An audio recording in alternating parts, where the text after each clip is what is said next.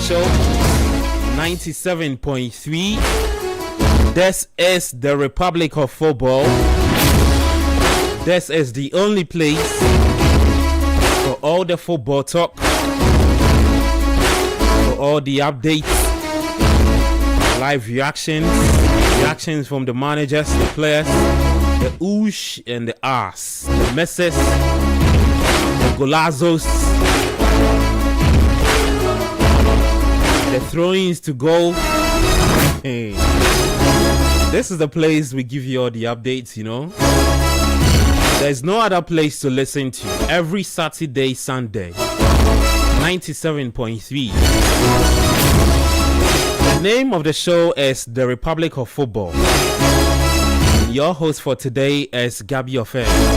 You can find me on X at Gabby Milito 7. 053996 053996 That's the WhatsApp line. That's where you can send in your thoughts. I'll be glad to read them.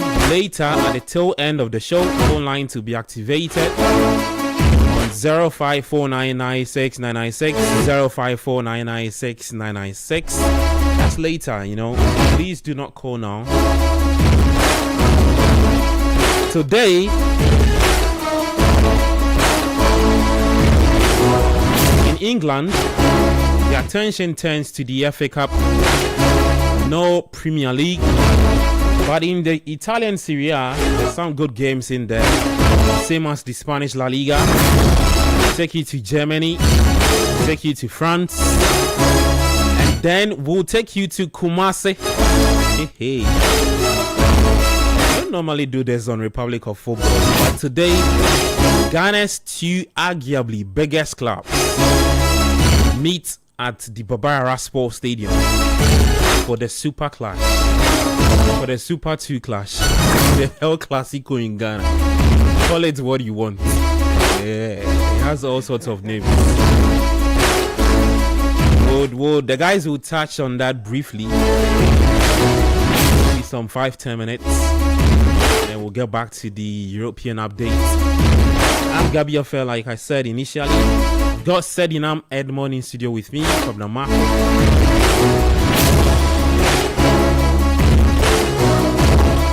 We'll get into the FA Cup update a bit later. But let's start off the show from Kumasi.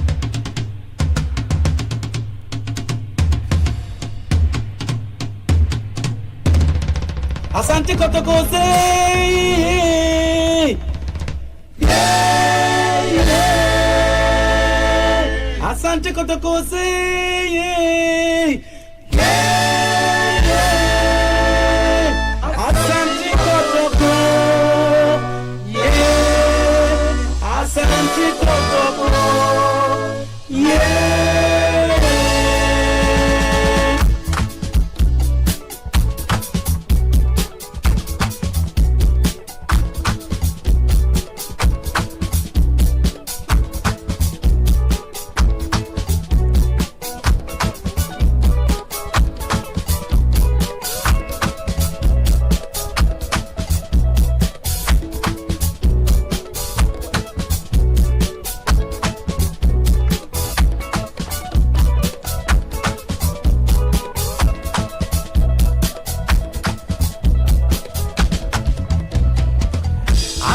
Kotoko yebesha mamo. Asante Kotoko yebesha mamo.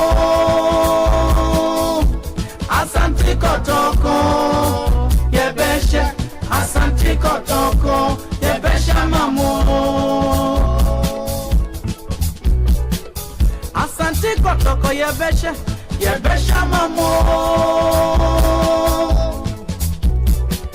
Asante Kotoko yebesha mwako. Asante Kotoko. Right, so it's Kumasi Asante Kotoko taking on Accra Heart of Oak. Today at 5 p.m. at the Babara Sports Stadium, is us taking on Kumasi Asante Kotoko. Sadi, just quick thoughts. I mean, welcome to the show, Kobna Mafo. Welcome to the show, Rocky Nakotoko Jesse. Sadi, you good? Yeah, I'm well. Okay. You sure you good? Yeah, I'm well. Yourself, shining brother one. You had so much energy before I introduced you. Why is the energy? No, you see, it's just normal like that. The sun is quite hot, Hey, so behave good afternoon to everyone. Behave listening. yourself. Yeah, just find yourself some chilled water, and then let's have a very interesting ride because you're going to need the water a lot. Yeah, your ears are going to. Who is going to need the water? No, the listeners, they're going to need the water a lot. Okay. Yeah, they're going to need the water a lot because you're going to be inspired by the things you would hear. Really? Yeah. Get the text lines because you'll be texting.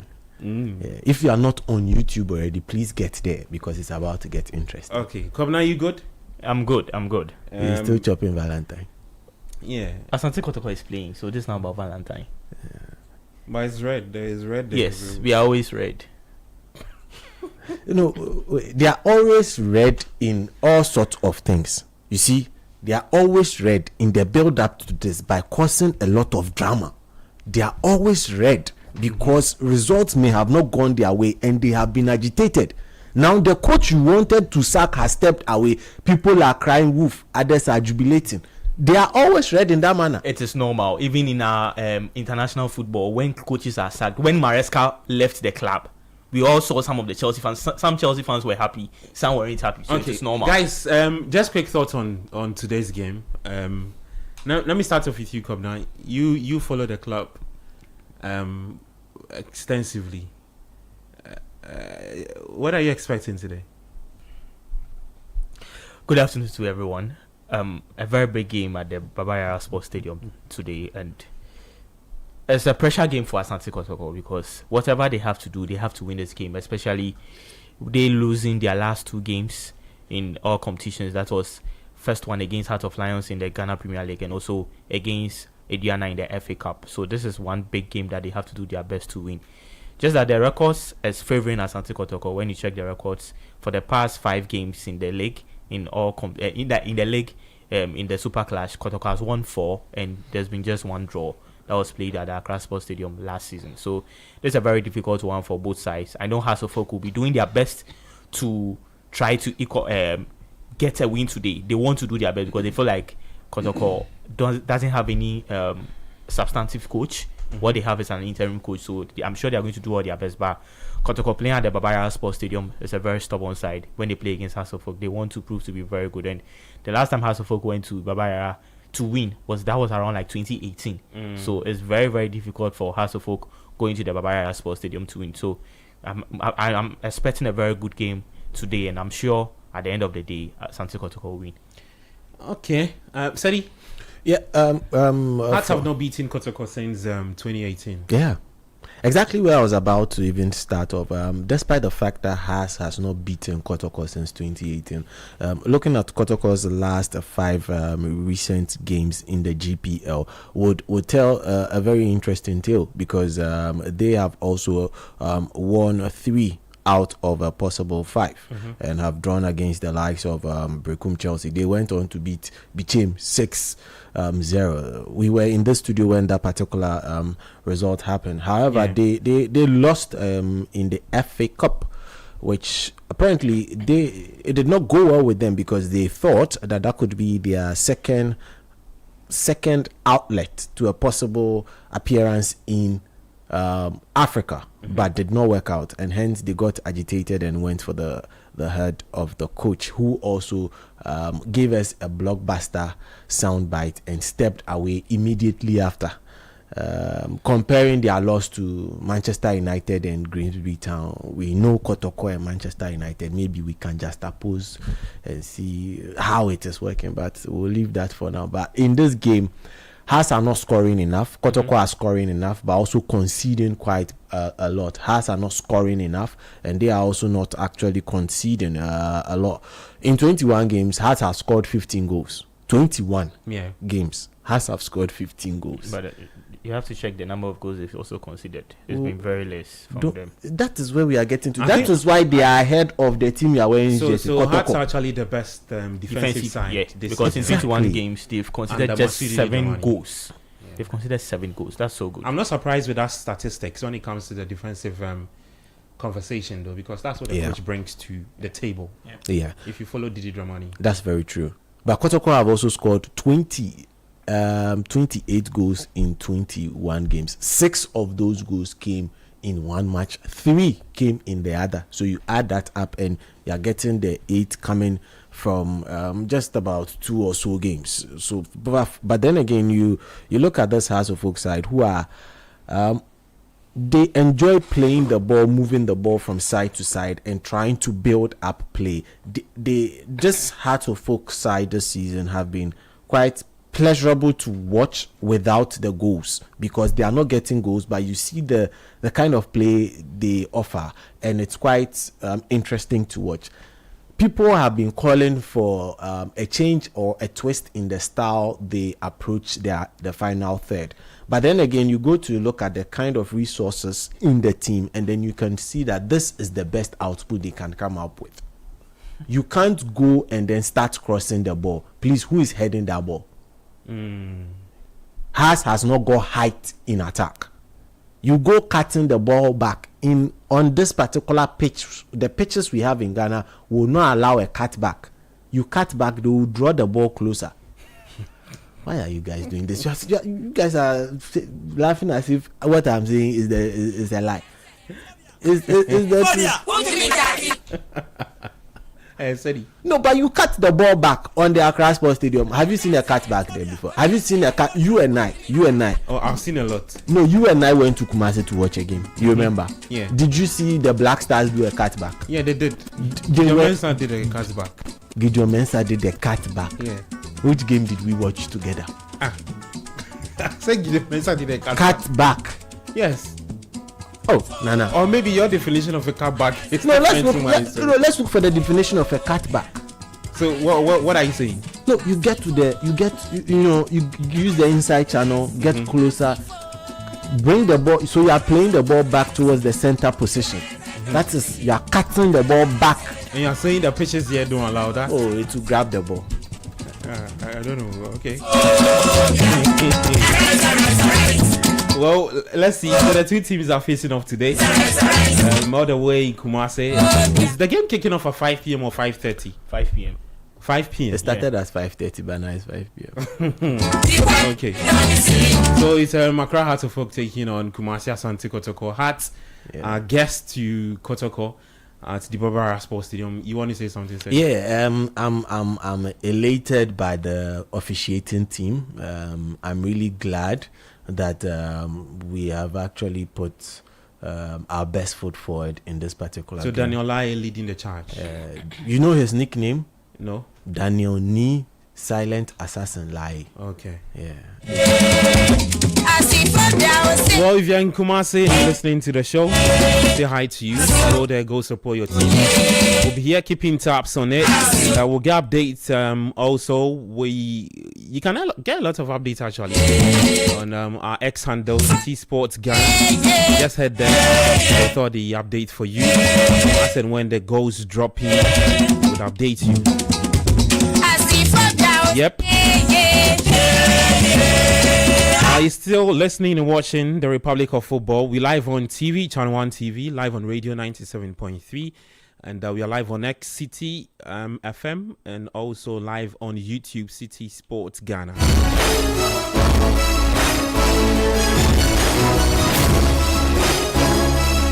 Let's get back to Europe. Let me take you to the FA Cup matches happening as we speak. We have 4 games taking place now. Later 4:30, there is Arsenal taking on Wigan Athletic. So Birmingham City are playing extra time with Leeds United is 1-0. Grimsby are taking on Wolves at halftime. It's the same Grimsby that kicked out United, right? The same one I mentioned United's earlier. nemesis. Favorite. Oh, Yeah. Their favorites. The Grimsby Town that Coach Zito used in his last interview. They are the same team. Okay. Oxford United are taking on Sunderland. Stoke City up against Fulham. Stoke have taken a lead against Fulham. Then later 4:30 is Arsenal up against Wigan Athletic. When you head to the French Ligue 1, right? Some good games today. They have also taken on Toulouse, goalless. 4:15, we'll see Lorraine up against Angers. Same time as we see Metz up against AJ Auxerre. And then at 7:45 p.m., Olympic Lyon taking on OGC Nice. In Germany, there is Augsburg up against Heidenheim. 2:30 p.m. Then Leipzig will take on Wolfsburg at 4:30 p.m. In the Italian Serie A, Sassuolo early on today beat Udinese by 2-1. Cremonese are taking on Genoa. 22 minutes played. Parma are also taking on Verona. It's Parma 1, Verona 0. Torino up against Bologna 5 p.m. Napoli will take on AS Roma. 7:45 p.m. In Spain, Real Oviedo, as we speak, are taking on Athletic Bilbao. Guys, can you check if Kwesi Sibo is... He got withdrawn, like just as you were speaking. He got withdrawn. Off, yeah, so he played about 64 minutes. 64 minutes, okay, for the Ghanaian. Yeah, okay. And in his stead came the former Arsenal player, Cathola. Yeah. 3:15 p.m. there is Rayo Vallecano taking on Atletico Madrid. And then 5:30, Levante will take on Valencia. 8 p.m. the final game for today is Mallorca up against Real Betis at 8 p.m. today. You're watching us on YouTube. Good afternoon to you. I see the comment already. Lanot Kevin, Joseph, Orlando, Yeboah, Naughty already commented. Say hi to you as well. If you're listening to us on radio, you can also send in your thoughts on 0539969996, 0539969996. Guys, let's get talking. I think we should quickly review the games from yesterday. I mean, the FA Cup matches. The top guys already progressing through.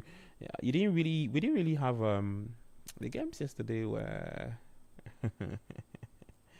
oh boy. Let me see. Okay, I'm trying to get a games for you. So we had Betting losing to West Ham United. Burnley kicked out by Mansfield. Oh. Manchester City also beat Salford by 2-0. Norwich City 3, West Bromwich Albion 1. Southampton also are through to the next round after kicking out Leicester City on penalties. And then Aston Villa lost to Newcastle United by 3-1. Liverpool put 3 past Brighton. So we had 2 Premier League games. So Liverpool, Brighton, Newcastle, Aston Villa. Guys, just quick thoughts on his slot and if this is the right path for him to at least clinch one of those domestic trophies. Because you look at the league title, I think it's done and dusted. Yeah. Slot would want to pay attention to a good run in the FA Cup. Kwabena, do you see him doing that? Do you think that would atone for his sins? Of not defending the EPL I'm very sure. It was a good performance yesterday from the Liverpool players. Very good one. I was happy to see Chiesa starting, but he didn't really impress me a lot in the game. Is Chiesa still playing for Liverpool? Yes, Chiesa is still playing for Liverpool. I don't think he's on a good books of Annie Slot. Yeah, he's and not. he doesn't really like to use him. Well, what seems to be the problem?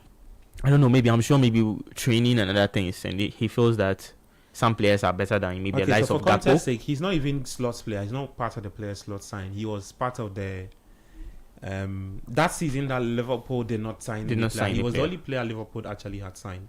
Yeah. And he got injured. And he He got got injured. injured, yeah. Okay. So it wasn't so bad. A performance. It was a good performance from Liverpool, a very good one from them, and that was so fantastic because able to score 3-0 against Brighton. Before going to this game, Brighton had already eliminated Manchester United at the Old Trafford in the previous round. So in this round, it was a very difficult game, and that was so good from Liverpool, able to beat Brighton by 3-0. I have some few worries in the FA Cup so far. I feel like, I don't know whether they should, maybe from next season they should start using the VAR early, because yesterday Aston Villa, Newcastle, there were a lot of decisions that I feel like if VAR was to be there were a lot of decisions. It's either Lucas Digne who would have gotten a red card for that game, and also the Tammy Abraham goal looks like it was an offside. Yeah, to me it looks like it was an offside. Okay. So I feel like maybe there's the time they have to just sit down to know. I don't know what time specifically they start using the VAR. I don't know whether from the quarterfinals going is when they start using the quarterfinals. Yeah, that's when they start using it. But I feel like they have to start it early. Because when they start it early, some decisions will be taken very well. So yesterday. So this is round of 16, right? Yeah. Okay. So yesterday it was a good one from Liverpool, a good one from also Newcastle going away to the Villa Park to beat Aston Villa by 3-1. It was a very good one. Someone would say the red card Aston Villa had was also one key thing. That was a very, so in quotes, silly one from the goalkeeper who had to come out to make that challenge and make Aston Villa play 10 against 11. It was a very bad one. So it was a very good performance from Newcastle going to the Villa Park, getting this victory. There were news about Nick Votameda. Newcastle wants to sell him. I don't know where that news was coming from, but they feel like they feel like he's not proving to be. He started the season so well, but it's shocking that some of them don't really see how good he is. So I'm just hoping it was good yesterday. He was able to play the full 90 minutes for Newcastle, and a very good performance from him and also from the players. So a good one from Newcastle, a good one from what's the name? Liverpool. Sedi. Well, for me, I would say I was first of all surprised that Burnley got kicked out. It was quite surprising. That was not a result that you'd expect from a team that should be using such games to sharpen tactics and antics to actually try as much as possible to stay in the league. But you go on to lose a cup tie. Normally, what happened over the period of time, we've seen that a couple of teams who are relegation threatened sort of tend to end up in the semis and in sometimes the finals of cup competitions. Then they go on to maybe lose in those final moments and then get kicked out of the EPL as well. But for Burnley to go out this way it then shows that there is a lot of trouble at the club, more deeper than we thought. And at this point in time, I feel they have hung on to Scott Parker for too long because his demeanor and posture yesterday, even after their loss, was not encouraging. He's a championship coach. Kwabna. Oh no, let's be truthful. Scott Parker is a championship coach. No, why are you trying to box him into a championship coach? You know, he has the coaching credentials to be in the EPL. No, he has. But you see, there are some coaches when they come to the Premier League, because Burnley is not a big club like that. But when they come to the Premier League, they struggle. But Kobna can actually get good stats to back his submission. No, because he got beaten by Liverpool 9-0. Let's look at that Liverpool team that beat him 9-0. And then when it comes to doing the job in the PL, he flatters to the CV. He's not like, he does everything good in the championship, comes to the EPL, and he's unable to handle the pressure. I don't think he's unable to handle the pressure in the EPL. I just feel that... you feel like it's a combination of other factors? Other factors are player personnel? Not necessarily player personnel. I kid you not, if they sack... if Burnley are to sack Scott Parker today and bring in the ginger hair Mourinho, their former coach, their chances of staying in the EPL will be improved. Would greatly be improved. Really? I kid you not. Okay. Let's just quickly look at their team, and then you'd understand where I'm coming from, because I feel that this Burnley team, looking at what they have achieved in the first place, that coaching hire of getting Vincent Kompany was an experiment in the wrong direction and did not work. it was an experiment in the wrong direction and did not work. Look at the kind of players you've got in Burnley. It's quite a decent squad. You've got Armando Broja, Chelsea's. Calm down. Armando Broja. Calm down. You've got Lau Foster, South African Lau Foster. Yeah. You've got. For that, I agree a bit. Slightly, because I think he's been Burnley's arguably best player this season. That's very true. You've got Enoch Ejay. He's not Ghanaian, please forget. But Ejay is Ghana. No. He plays for Belgium. But the Ejay. Please, he's not Ghanaian. Don't do that. Why did you even brutalize the Ejay? It's Ejay. What did I say? You said Enoch Ejay. But what are you saying? Enoch Ejay. He will mention his name as Enoch Ejay. Please, that is his name. Now in midfield, they've got the likes. You know the Enoch Ejay he's talking about. Shockingly, he has not played any Premier League game this season. Don't worry. It is because of, you see the way Chiesa has also not been playing. It's the same thing. Game. It is the same thing for Burnley this season. Yeah. Okay. The last time he played How old is he? He's quite young though. 23. I'm sure he's from the academy team. No. From where? He's part of the people who came. 21. He's 21. Oh, okay.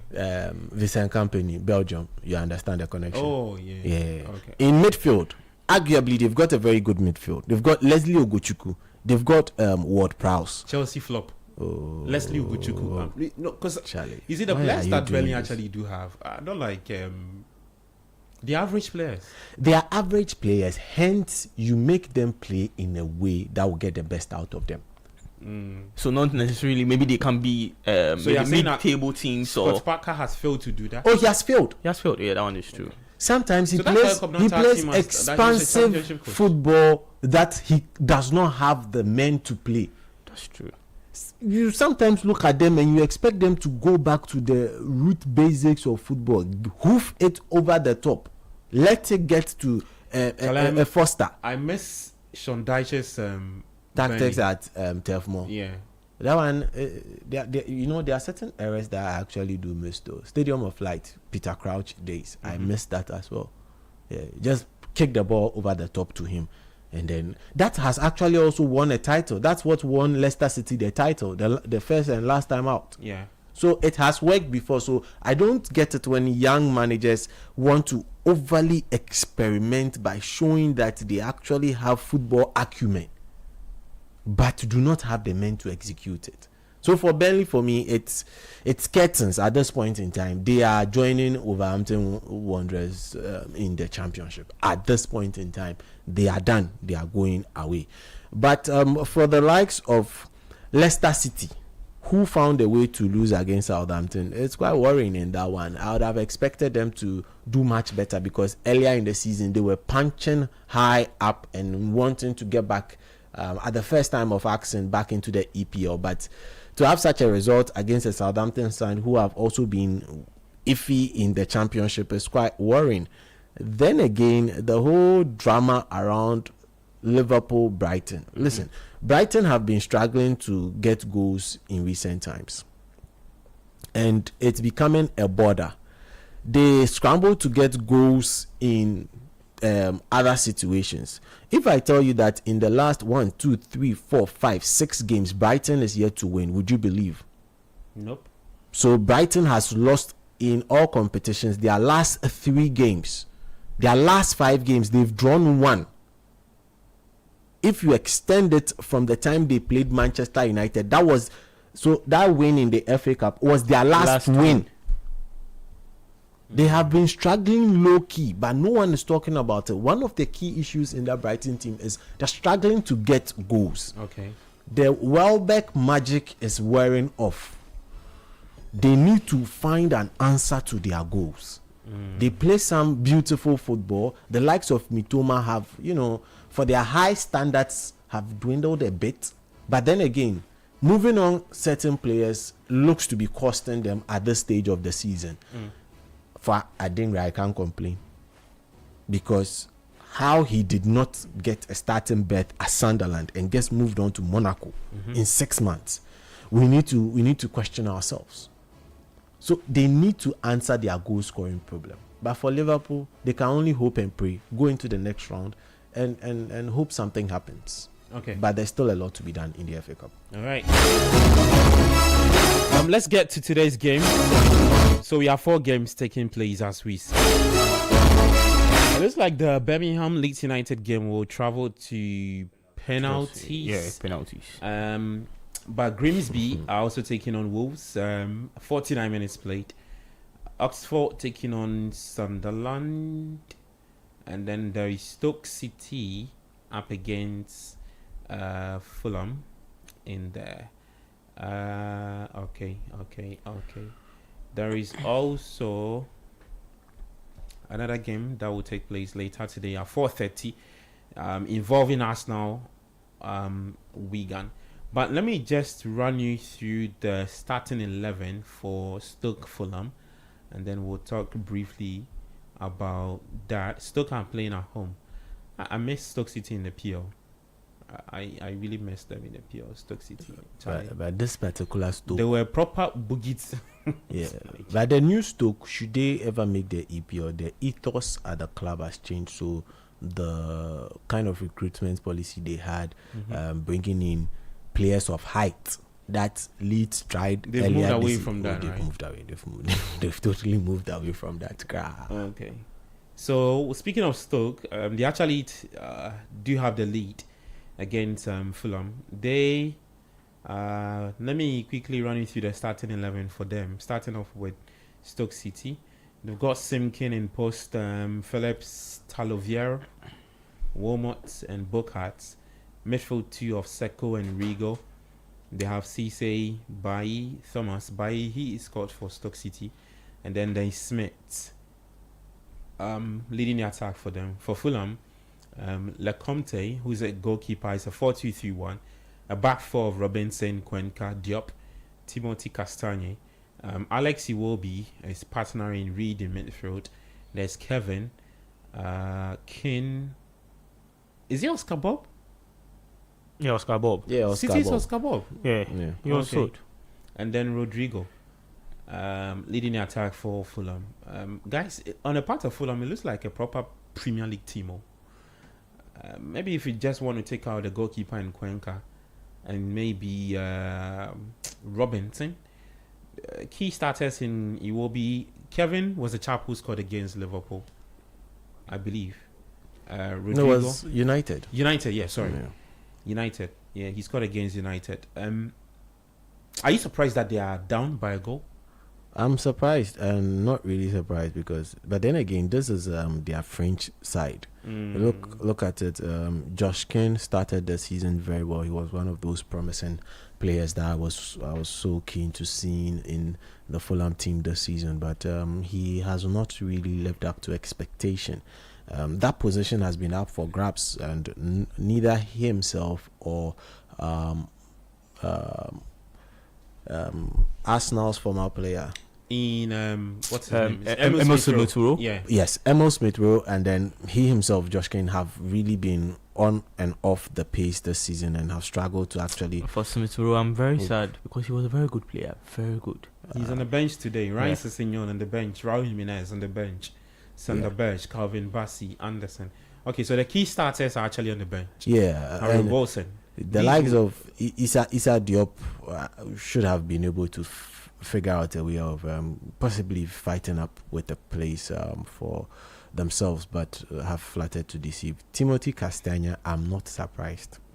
He's one person that I feel that the club actually even need to move on from. But then again, for them, it's a competition they would like to not only go far, but the more they progress in the competition, the better the opponent they would be facing, and that will give them a better test for what would be in front of them in the league.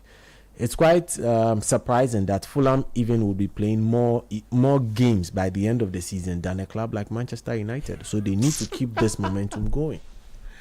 Did you have to say that? I am and chip in that statistics. No, but you see, we speak from a place of facts, and the fact is, for the better part of a century, Manchester United for the first time will be playing in and around 40 games this season, or maybe less. Yes, and Fulham are not the team that you normally see play in Europe.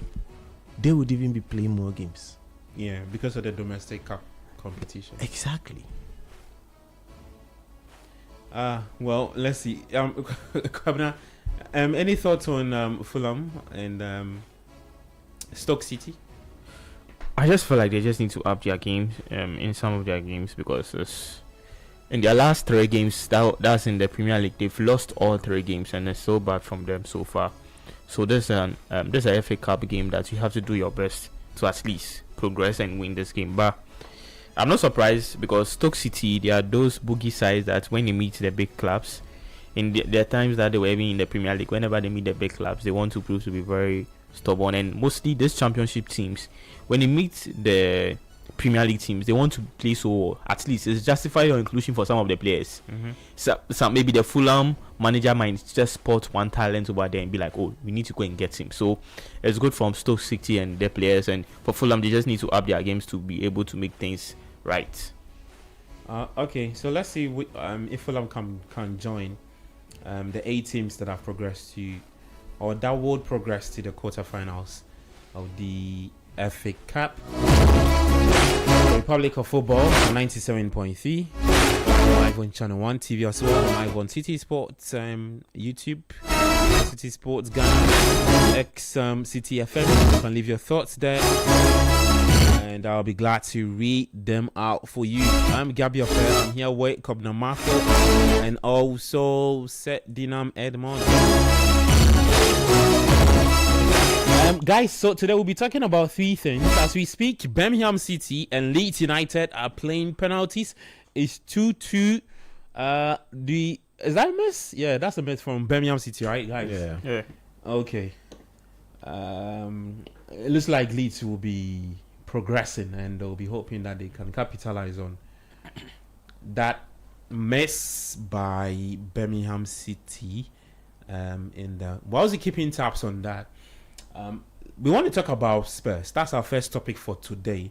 And the big question we are asking is that Igor Tudor, who's been appointed as interim boss to take charge of Spurs, see out the season, and let's see if you do well, maybe we can appoint you as the head coach of the club. The question we are asking is that the right appointment? I mean, Igor Tudor has been tagged as the savior of teams who struggle. Said you right? Yeah. The specialists are here. Yeah, he is the escape specialist. Yeah. The coaching Udini. So if Kwakofi can get us Igor Tudor's picture, and then the question he would put out there for our viewers and listeners is that can he save Spurs with 12 games to go? Sedi. So 12 games to go. He can save Spurs. For context sake, we need to let our viewers and listeners know where he's coming from. Okay. He was sacked by Juventus, right? Yeah, he was sacked by Juventus, but he was sacked after he got beat comprehensively. Yeah, that's about, I think, 7 goals to 0 in 2 games. He lost the Coppa d'Italia in that particular one that made him get sacked. But that was not his first stint with the club Juventus. Juventus thought it wise to bring him back because it is said that he was the mastermind during Andre Pirlo's era at Juve. Okay. And casting your minds back, that was the last time that Juve actually plays very, very high and amassed a lot of points in the Serie A. And he's touted as the mastermind. Why is he touted as the mastermind behind that particular success? Look at the trajectory that Pirlo has gone on and the kinds of teams that he has gone to coach, and without Tudor, the kinds of results he has gotten. Currently, he's somewhere in Dubai United. What is the result he's getting there? Reason why Tudor is known as the escape artist or the escape specialist in football is because of a couple of things. Now, in his 12 jobs that he's had, it's only 3 that he has been appointed at the start of the season, and one of them includes the last Juventus job he had. Now, you take that one out, everything else, he has come in the middle of the season to save the clubs. He has done it for Udine, not once, twice. Subsequent consecutive seasons. He has done it for Marseille. Okay, second team. Pardon? Second team, right? Oh yeah, he has done it for Marseille. To save the ship. Yes, he has done it for The ship was sinking. Galatasaray. The ship was not sinking. No. It sunk. The ship was without a pulse. If he was a human being, he had no pulse. I see. They brought in Davide Nicole, who was then touted as the best escape coach in football, but could not save the situation. He could not even find where their vein was to locate the pulse of Udine. Igor Tudor was the gentleman who came through, and in one of those games to actually save the ship, it was, guess who? Roberto Di Zerbi was in charge of Benevento. Okay. In Italy. Made sure that Igor Tudor lost that particular game at the dying embers. Now, this is a coach that has proven not only in Italy, but he has done it for the Italian teams, a couple of them. Hellas Verona. You remember that season that Diego Simeone's son scored a lot of goals and then was moved on. He was the gentleman in charge of that team. He launched a lot of careers of those players. I see. Now, you come back to this particular Tottenham team. Why I am confident that he would be able to get the job done is, look, there's a lot of noise around Tottenham Hotspur. Let's not kid ourselves. There's so much noise around Tottenham Hotspur that it's kind of deafening. But then again, it is not as compared to what Tudor experienced when he was with Marseille. When Tudor was with Marseille, the entirety of the fans were against him. Despite the fact that he was getting all the results, the Velodrome was not a place for him. Okay. And that was one of the reasons why he stepped aside from the job. Oh, I see. So the reasons why he keeps stepping aside from jobs are, one, the fans not seeing what he wants to do with the club. Two, he having different ideas. Say that again. The fans not seeing what he wants to do with the club. Exactly. So there's a lack of identity. No, not a lack of identity for him. There is an identity on his part, but the fans don't see it. Exactly.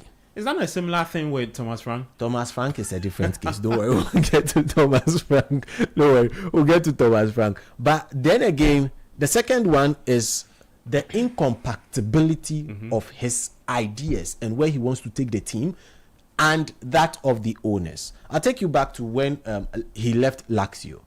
He was in charge at Lazio. At the end of the season, he told them not to let go of the likes of Daichi Kamada. He wanted Daichi Kamada to be part of his next team going forward. But what happened? He went to the owner and told the owner that I need 8 new players. Add that to Daichi Kamada and let's move the club on. The owners told him that is too much. We believe we have a club that can push forward. And that was why he left Lazio. So the incompatibility he has with owners, and I am glad it is for only a 5-month period. Okay.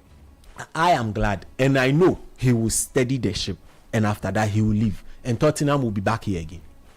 Are you saying that Spurs looked at his reputation of stabilizing teams? Yeah. That's why they look at him and say that, okay, we don't think we want to give you the job full time because of your body of work with the club study you've mentioned. Yeah.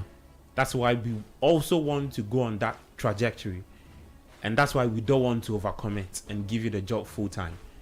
Because I think that for the key figures at Spurs to look at what he's done in stabilizing teams, and for Spurs' own good of heading to a good direction, I think that they should have moved away from giving him the job on an interim basis and let him handle the job full time.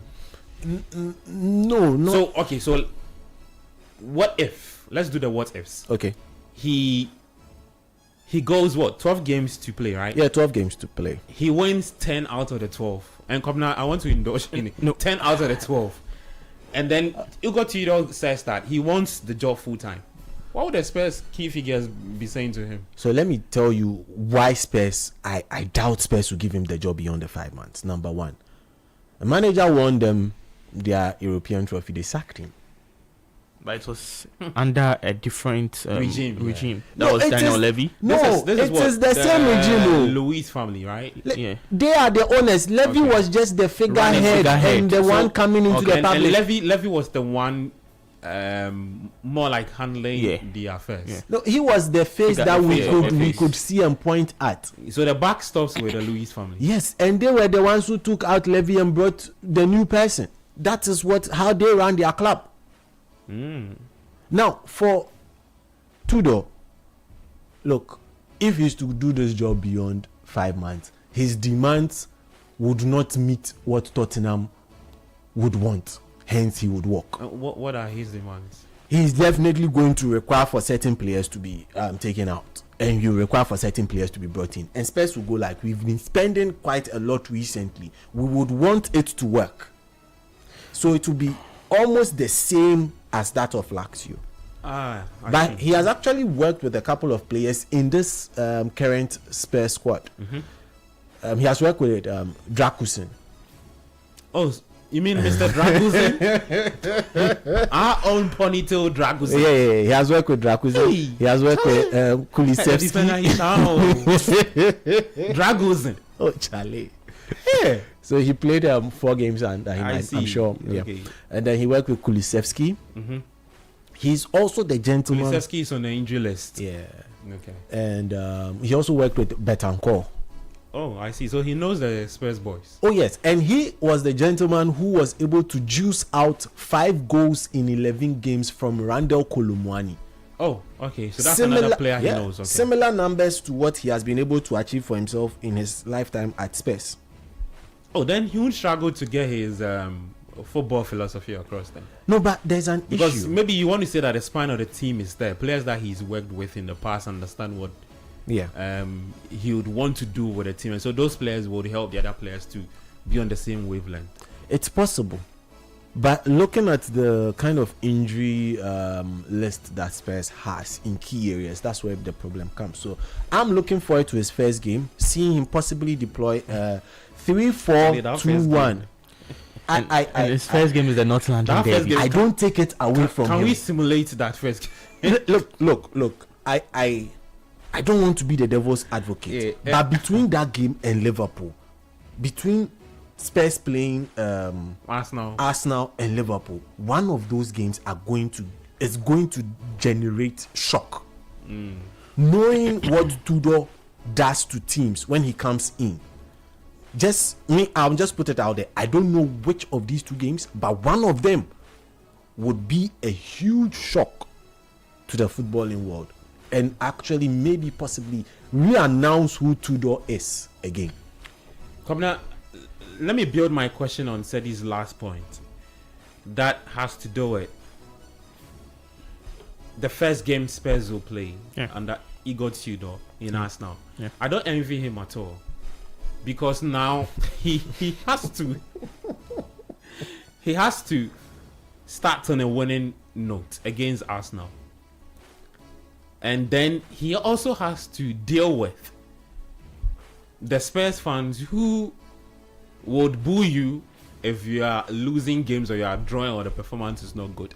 How does he manage the pressure from the fans and also goeth into that game? Hey. King James version, Charlie. Nimley's way. He goes into that game with the mindset that he has to beat Arsenal at all costs, and not London derby. Arsenal want to win the league title. They cannot let go of 3 points against Spurs. This is a very difficult one for Igor Tudor, because your first game in charge of Spurs will be against Arsenal, and you'll be playing at the Tottenham Hotspur Stadium, so that's even more pressure. Yeah. And one, as Sedi said, the injuries to Spurs is what is going to worry him a lot, because as of now, Spurs have 10 injuries so far, 10 injured players. Is it 13 or 10? Then one is suspended. That is Christian Romero. Yes. Charlie, what the club? What is Bissouma? Bissouma is still playing. So Bissouma is not suspended. no, Bissouma is not suspended. So it's making the thing very difficult for him because Is Bissouma? when you check Igo Tudor's system Yeah. and the way he plays, he's more of a 3-4-2-1 system coach. Yeah, and yeah, he loves that formation. Yes, he loves the 3-4-2-1. And what even makes him like the 3-4-2-1 is that he likes center backs that likes to play as his 3-back system. And you check Spurs center players right now, apart from Jacuzin and Van de Ven. No, Jet Spence is actually also A center back. Yeah, he's a Okay, centre back. okay. But Spence? Yeah, but he has been shifted all around the place. Okay. yeah, so it's going to be very difficult for them. So let's take it. Maybe you play Spence as part of the center backs at the 3-back system, because I'm very sure against Arsenal he's going to play his favorite formation. That's the 3-4-2-1 to see how best he is going to play. But I don't want to be in his shoes because it's very, very difficult right now, because you don't know the kind of Spurs side that is going to be able to show up. But one thing I feel like, if he's able to do so well in the next 12 games for Spurs, and Spurs maybe at the end of the season, Spurs is maybe 8th, 9th, 7th at least, I'm sure they'll give him the job. No, But they I'm won't. sure he's going to set them some rules that I need some players in my team. If I'm not able to get these players, I will not sign the permanent contract, because one, Christian Romero, he will be leaving the club at the end of the season. Christian Romero will be leaving the club at the end of the season. So they need to get a very good centre back that will be able to just do so well for Spurs. And there are some few players I feel like they have to ship out from Spurs that I'm sure they will do that at the end of the season. So Mention names. no, there are some. You see, one, James Maddison is one player I feel like they have to just. It's time. Oh, why? Ah, Because of the ACL he's dealing with. Oh, don't do that. No, the injuries are getting too much, and mostly as a club, when your players are getting injured for so long, this season you are expecting him to do so, or he gets injured. The following season you're expecting he gets injured. You have to just ship him out. Romeo Lavia. I've not said anything. You have your own to deal with. That's what I'm saying. They just need to make sure he will be able to get some players that will be able to suit him, because I'm very sure when Igo Tudor is able to get his players, he'll be able to do well. But as said, he was giving a start, he said mostly he is not able to do so well. Or no, he hardly. Hey, Nana. No. Let me be very careful. Said he will knock you. He hardly takes the what- team. He hardly takes the team when the season starts. Yeah. So now the tough thing will be that when the season is able to end and he's able to do so well, will he be able to perform very well when the season starts? That's another question No, that but- we really need to ask and see if he will be able to do that. His contract is for 5 months. It doesn't take him into the start of the season. Or the 5 months he will pass it. He will do so no. well. I'm very sure at the end of the season we might see Spurs being part of the top 10 at least. Oh, Because top 10 there, they'll be there. they'll be part of the top 10. So With 12 games left. Oh, I Yes. kid you not.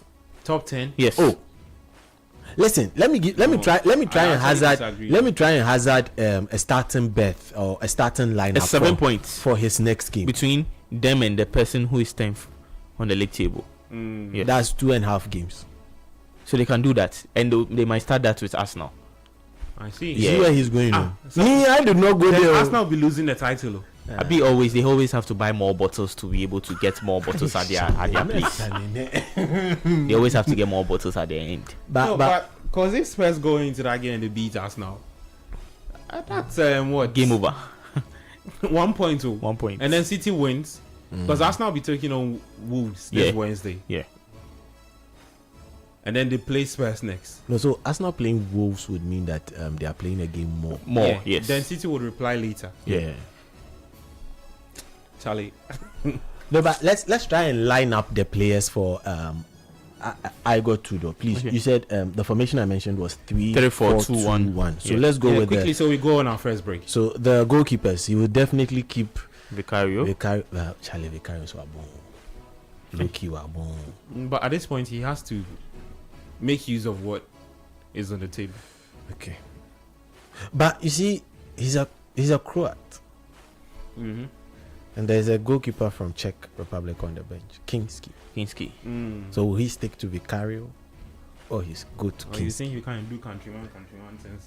No. He doesn't like Country Mountain, so I like some other ones. We know. Then 3 back. Kevin Danso is back. Kevin Danso is back. Yeah, Kevin Danso is back. Okay, so Mickey van der Ven, and then Dakusen.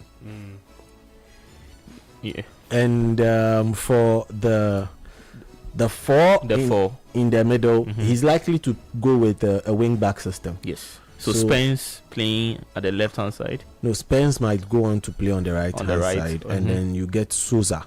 Okay. Playing on the left, and then in the middle, the two. I won't be surprised he goes for Papi Metesa and then Conor Gallagher. Right in front of them, the second two to help him form his box in the middle. There is a Javi Simons in there. Then also Odobert.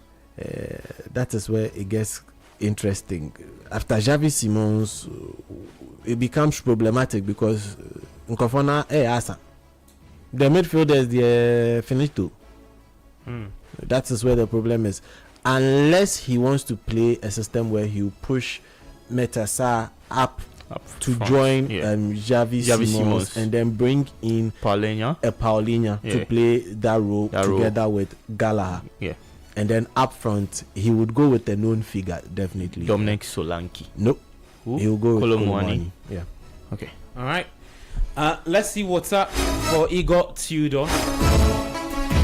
A manager who's been tagged as the savior of teams when they are struggling. Let's see if he can do once more his magic on Spurs and take them to what the guy says that he could maybe take Spurs to 10th place finish, 10th, 11th, 12th, 13th, 14th. It would be successful for Igor Tudor. See, let's put things into perspective. What are the teams, Kwabna? What are the teams ahead of Spurs to that 10th, 9th position?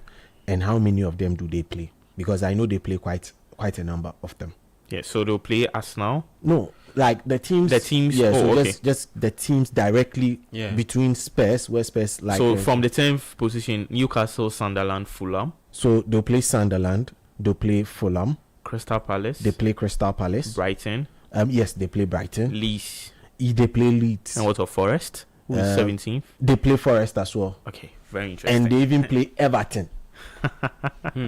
So they play the teams just around them and the position they want to get to. That's where it makes it interesting. So you beat one person, that means the other person loses 3 points for you to jump to a next position. So the accent might even be quicker than Kwabena is estimating. Okay. We're going for our first break. We come back. There's more football talk for you on 97.3, the Republic of Football.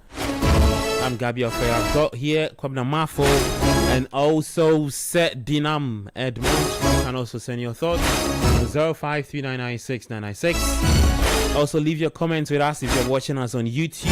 I'll be glad to read them out for you. We're back after this break.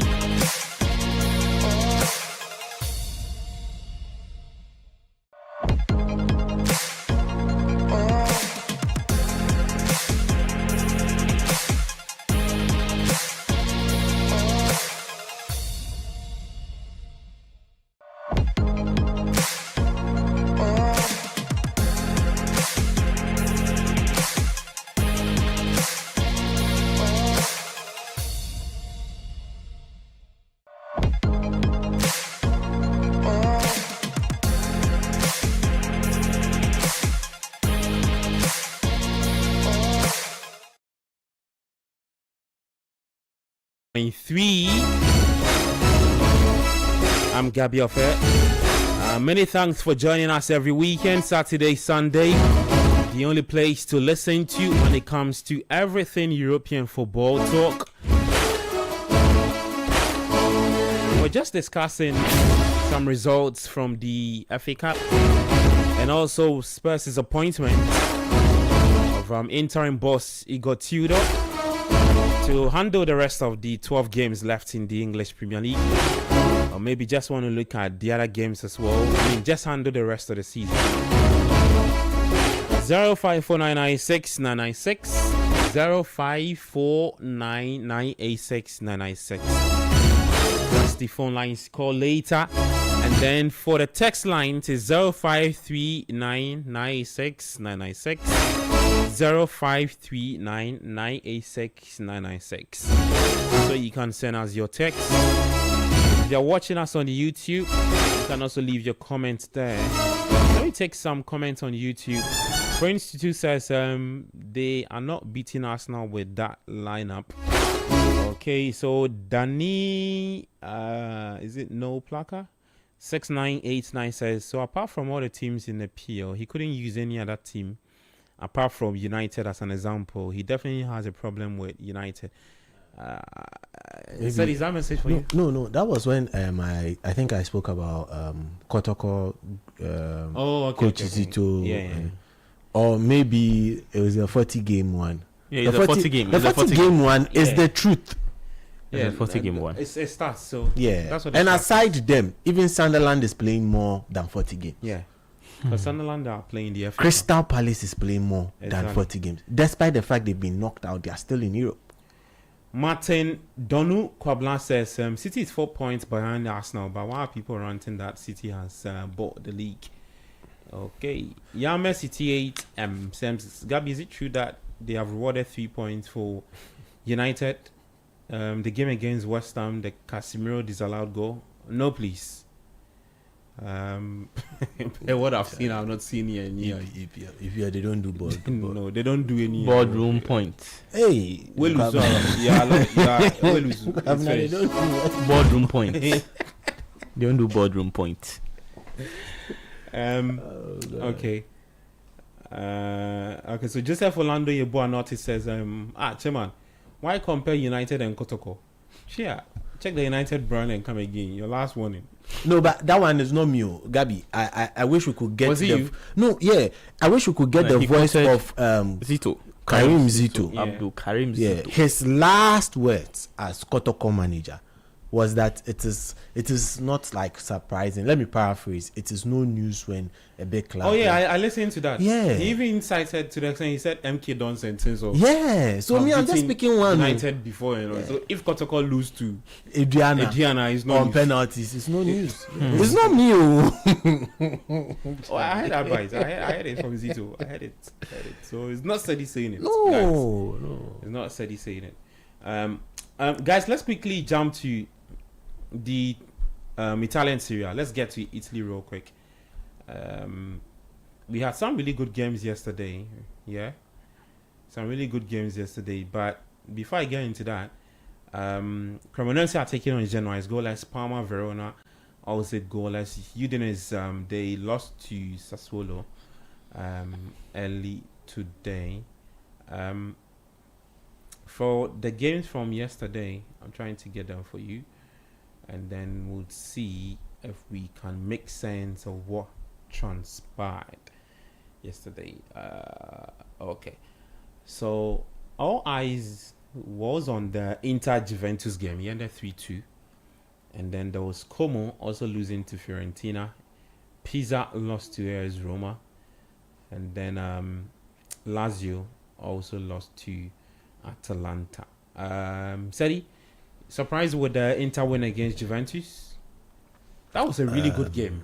Very, very good game. Was it Zielinski with that final goal for? Yeah, Zielinski. Inter. Yeah, Charlie. 90 minutes Zielinski, Yeah. and for me, it's such games that epitomizes what the Serie A is. It was a good example of what the Serie A has become. End-to-end tactical football, more like a chess game. Both coaches, that's Spalletti, and then also his opponent Christian Kivu, really cancelling each other out in most parts of the pitch, looking at how they set up and pushing players to play in different positions.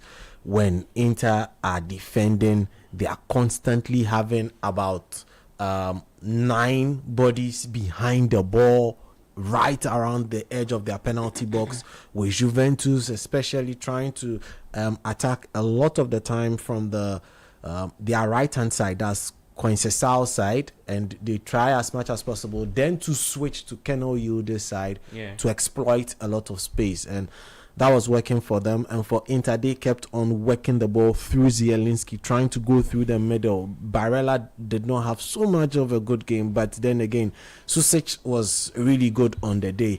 DiMarco doing what he normally does each and every time, assisting and creating opportunities constantly. It was a very fantastic game tactically. It was beautiful to watch, but the undoing of the game was the referee. That is where I have the issue, because that red card to Kalulu, the second yellow card, was not a yellow card, in my opinion. I see. That is why they had VAR, and the captain, Manuel Locatelli, kept on asking the referee to go to the VAR and check that particular ball. But it's. But I thought with the VAR, a second yellow card or a yellow card is going to be very difficult for the VAR to determine that. No, but a second yellow card ending in a red card. No, but it's still a yellow card. Eliminates one player, then the player who was in the play. Exactly, because so let's look at the sequence of play, because it was a counter. Yeah. So Juventus were on the counter. Ball goes from the center part of their defense, goes onto their left hand side. They are running at the Inter players, and then they decide to pass the ball across the field around the center circle. Kalulu is coming onto the ball, and then you've got I think was it Bastoni who was involved in that tackle. Yeah, I think it was. I'll check it. Yeah, and imagine the ball then is being passed to the feet of Kalulu. So it was Bastoni. Good.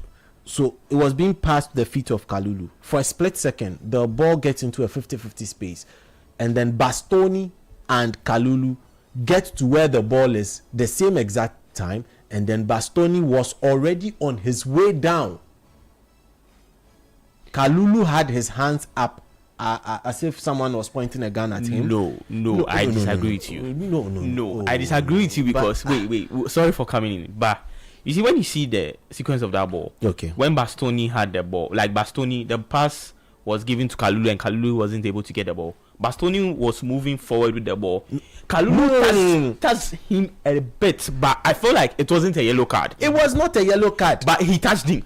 He was already on his way down when he touched him. He still touched him. No, but when you are on your way down, that's a dive. But the only thing that I feel like the referee too was also, Bastoni was even the one telling the referee he should show him a card. So Bastoni was instigating. Yes, he was even the one telling the referee to show him a card, and then the referee didn't give Bastoni any yellow card or anything for doing that. Yeah. No, but obviously the referee would not, because the referee is considering the fact that he's the one being fouled in this instance, where in actual fact that is not a foul. So it was very difficult, very, very difficult. And also, when you look at the game, I'm sure if not for the red card, the game would have been, Inter Milan would have struggled a bit because of how Juventus started the game. They started the game very well. Spalletti set up a very good lineup, but just that the red card just messed up everything, because when Kalulu was given a second look, he didn't want to go out. There were fights. Chiellini, Spalletti fighting with some of the Inter players and even the bench players, because they felt like they were cheated. And I understand the Juventus players, because now the point gap between Juventus and Inter Milan, who are leading the table, is now 15 points. Yeah. 61-46. It's going to be very difficult for you to catch them, because now looking at how the games are and the games that Juventus have to play, it looks like Juventus have tougher games to play than Inter Milan. So Inter feels like this game, as if I had 1 point, would have helped me to get some games to at least, if I have to qualify for the UCL, I would be able to do that. But since it wasn't able to do that, thing didn't happen. That was why things like that happen. Because when you check Inter Milan's next games in the Serie A, they play Genoa, they play the Milan derby, they play Atalanta, they play Fiorentina, Roma, Como, Cagliari. That's just till April. And when you compare that to that of Juventus, they have Como to play, they have Roma away, they have Pisa home, they have Udinese away, Sassuolo home, Genoa home, Atalanta away, Bologna home, Milan away. So there are some tougher games for Juventus. So I understood them, because they want to do at least, if they know winning the title is going to be very difficult, winning the Scudetto is going to be very difficult. So what they have to do is that they have to at least do their best to be able to qualify for Europe next season. And now they have 46 points. They have the same points with Roma, who are yet to play their 25th game, and Roma will play tonight against Napoli. That's so interesting. So the Italian Serie A is one interesting league that when we focus very on it, like, you are really going to get more and more nice football from the players. Okay, so Sadi, when you look at the table, Kaplan mentions the points gap between Inter Milan and Juventus, 46-61. That's 15-16 points. I don't even think they are competing for the title, because I think it's AC Milan, Napoli, and then AS Roma. Napoli have also even with so just between Inter and AC. AC is also AC Milan, it's 53-61 points. There's still some gap in there. Still some gap, but you look at the kind of football that both clubs, especially Inter and then Milan, are playing.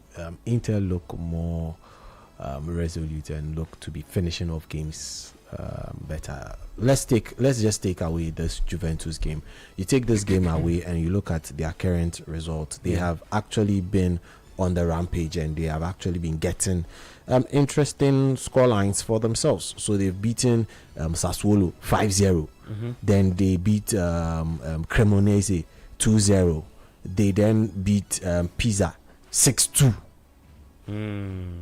So those kind of score lines, but when they meet the teams around them at the top, that's when it becomes more of a cagier encounter. But then again, they have found their way always around it, and that is where the difference comes between themselves and then AC Milan.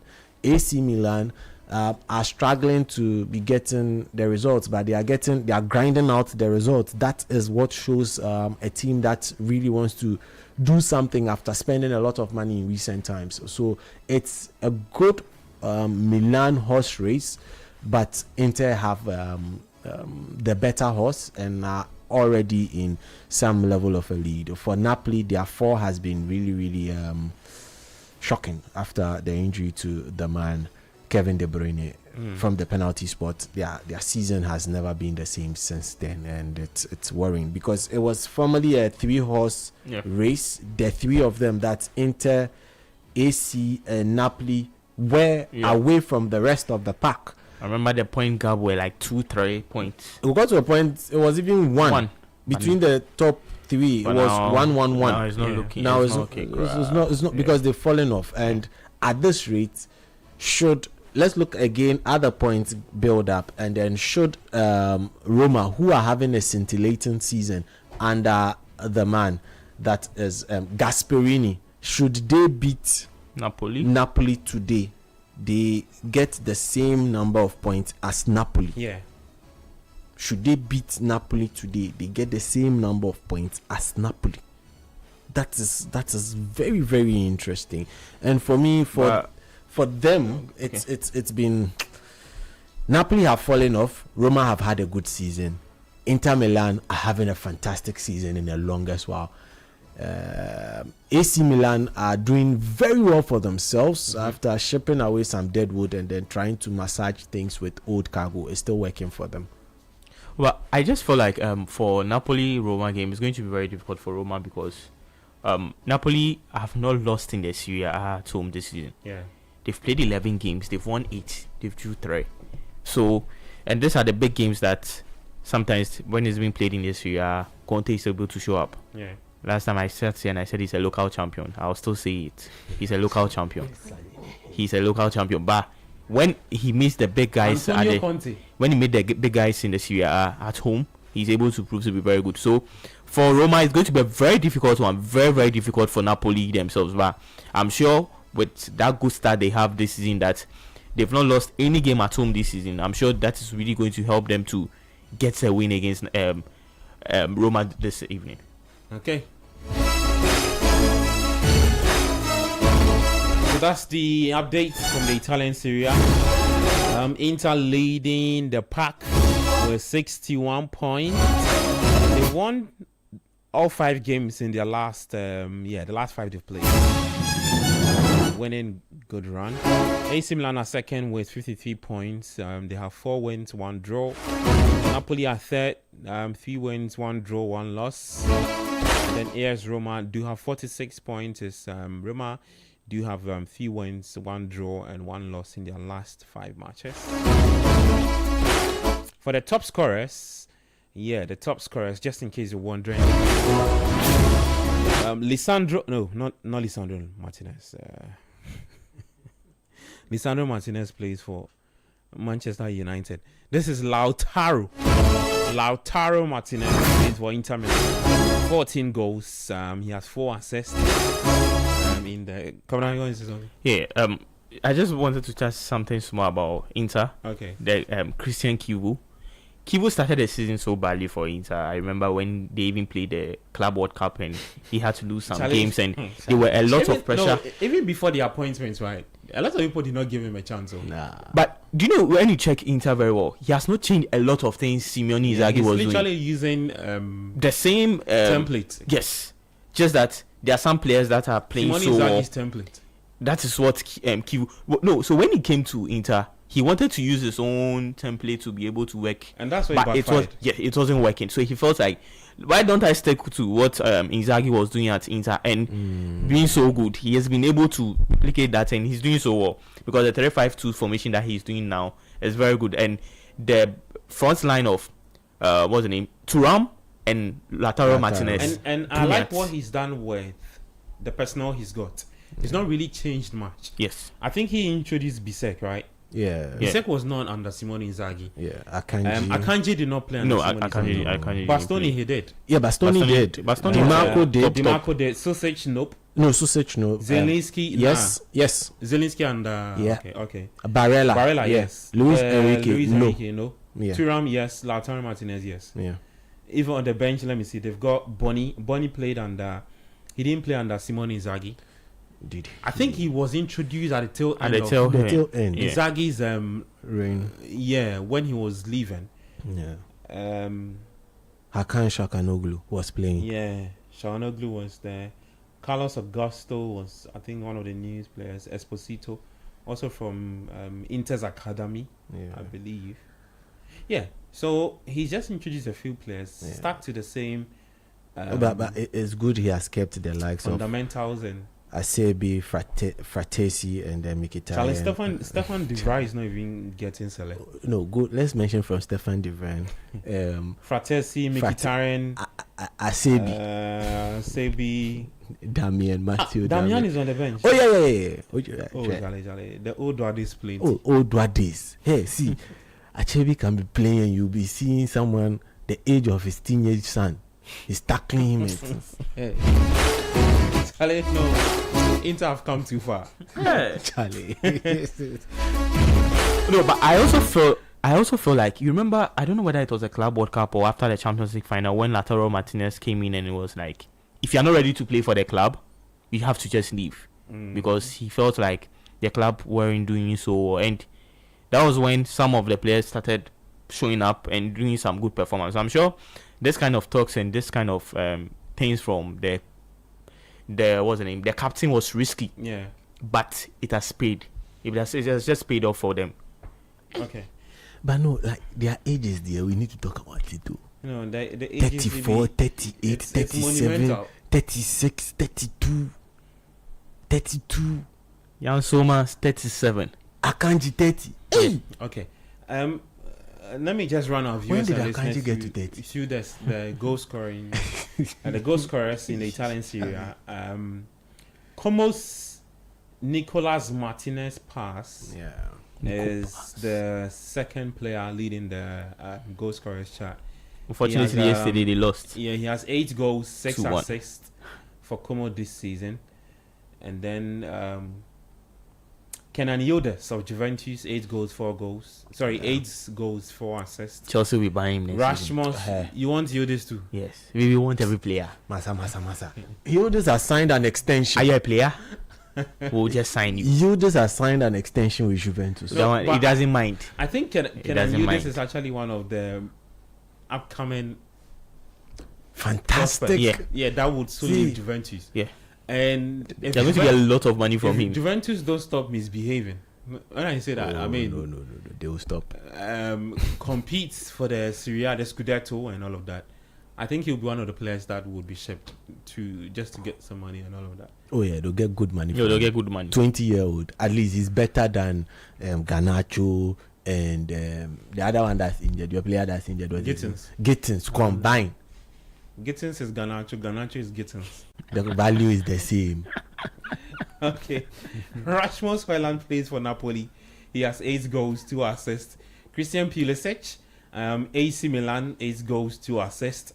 Duvikas plays for Como, 8 goals for Como this season.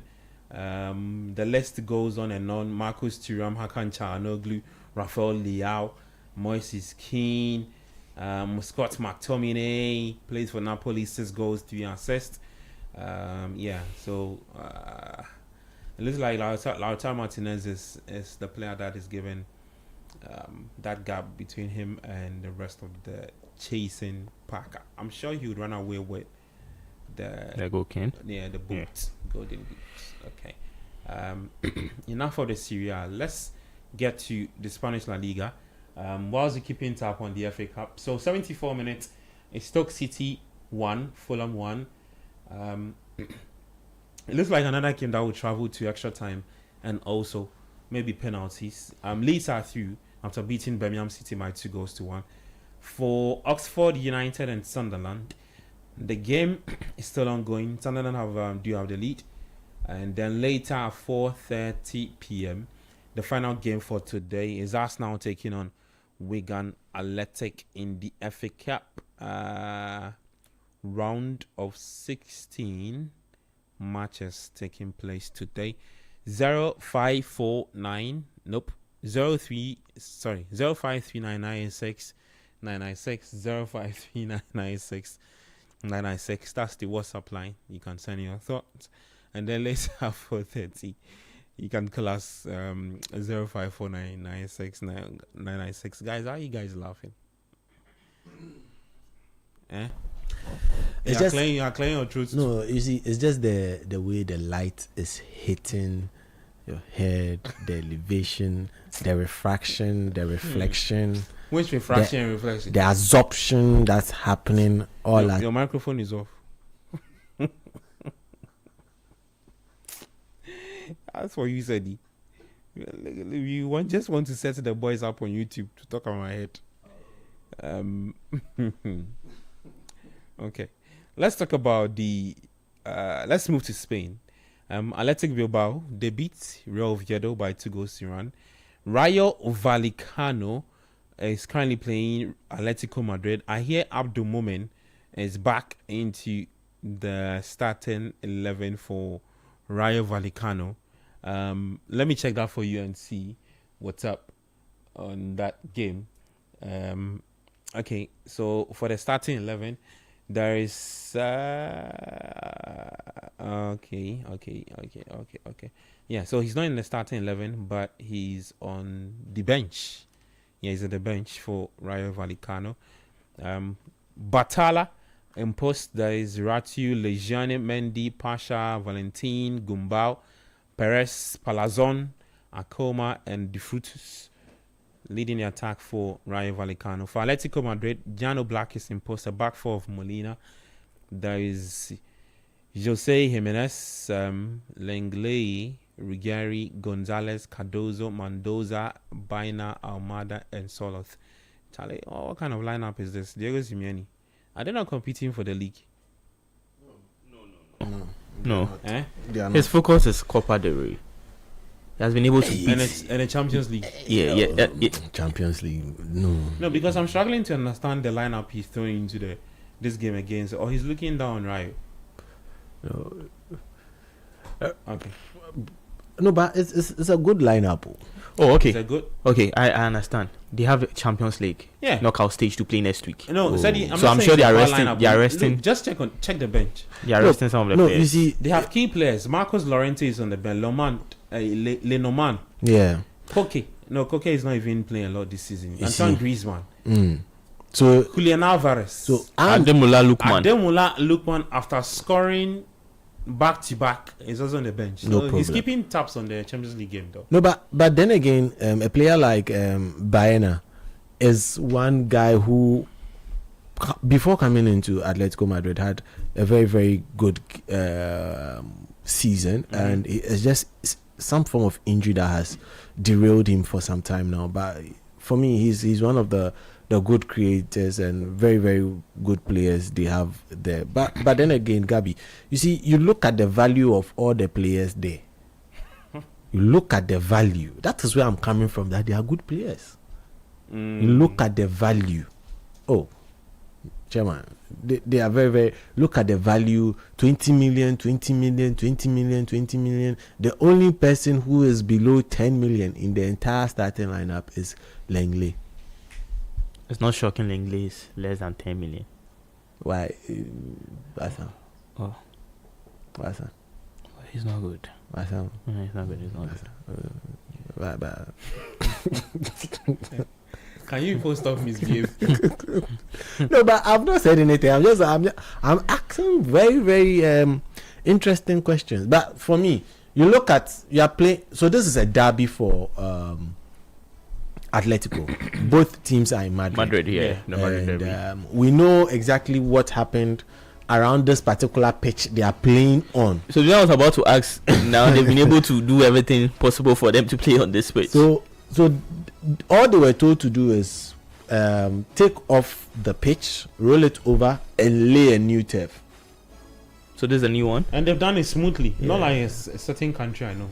You see, if I am the one who says that But a I've not cat back mentioned- cannot will pull I've the not ball, mentioned any country. I've not mentioned the name of the country. cat back, but but you you know- do like Mortal Kombat. But do you know there's another Doing thing. Do you know they didn't take long to do this thing, no? Oh. But laying the surface,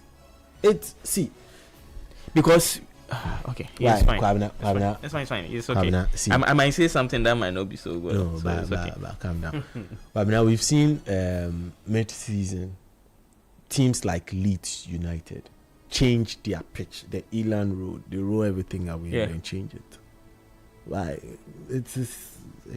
You people want me to be Oh, the it's one okay, to so say let's it's stick okay. to the It's okay. It's Yeah, okay, let's it's okay, let's it's stick okay. to it. It's okay. You let's stick to the football before I get into trouble. No, but you see, You want to say something? So, Sadi, what you're trying to say is that this lineup can win Atletico the game, right? Oh yeah. it can. can. And I feel like they have to just rest players because one, they have the Champions League to play the playoffs against Club Brugge. That they will be playing away The in Champions League Belgium was next week. next week. Yeah, Okay. it's the coming Tuesday, Wednesday, the playoffs. So I'm sure this is the time that they have to just rest some players. This thing, but just like yesterday, we didn't see that from Real Madrid. Real Madrid played their full squad, like against Real Sociedad, because you could see Arbeloa wants to win the league, so he has to do everything It's possible. not Arbeloa wants to win the league. I'm not cutting you. Mhm. Arbeloa is just playing to the quote and unquote the egos of the players. I saying this one wants to play. Play Yeah, me so this play, week. you all play. He's just trying to keep the dressing room happy. Happy. That is all he's just trying to do. I struggle to see something different that Arbeloa has done.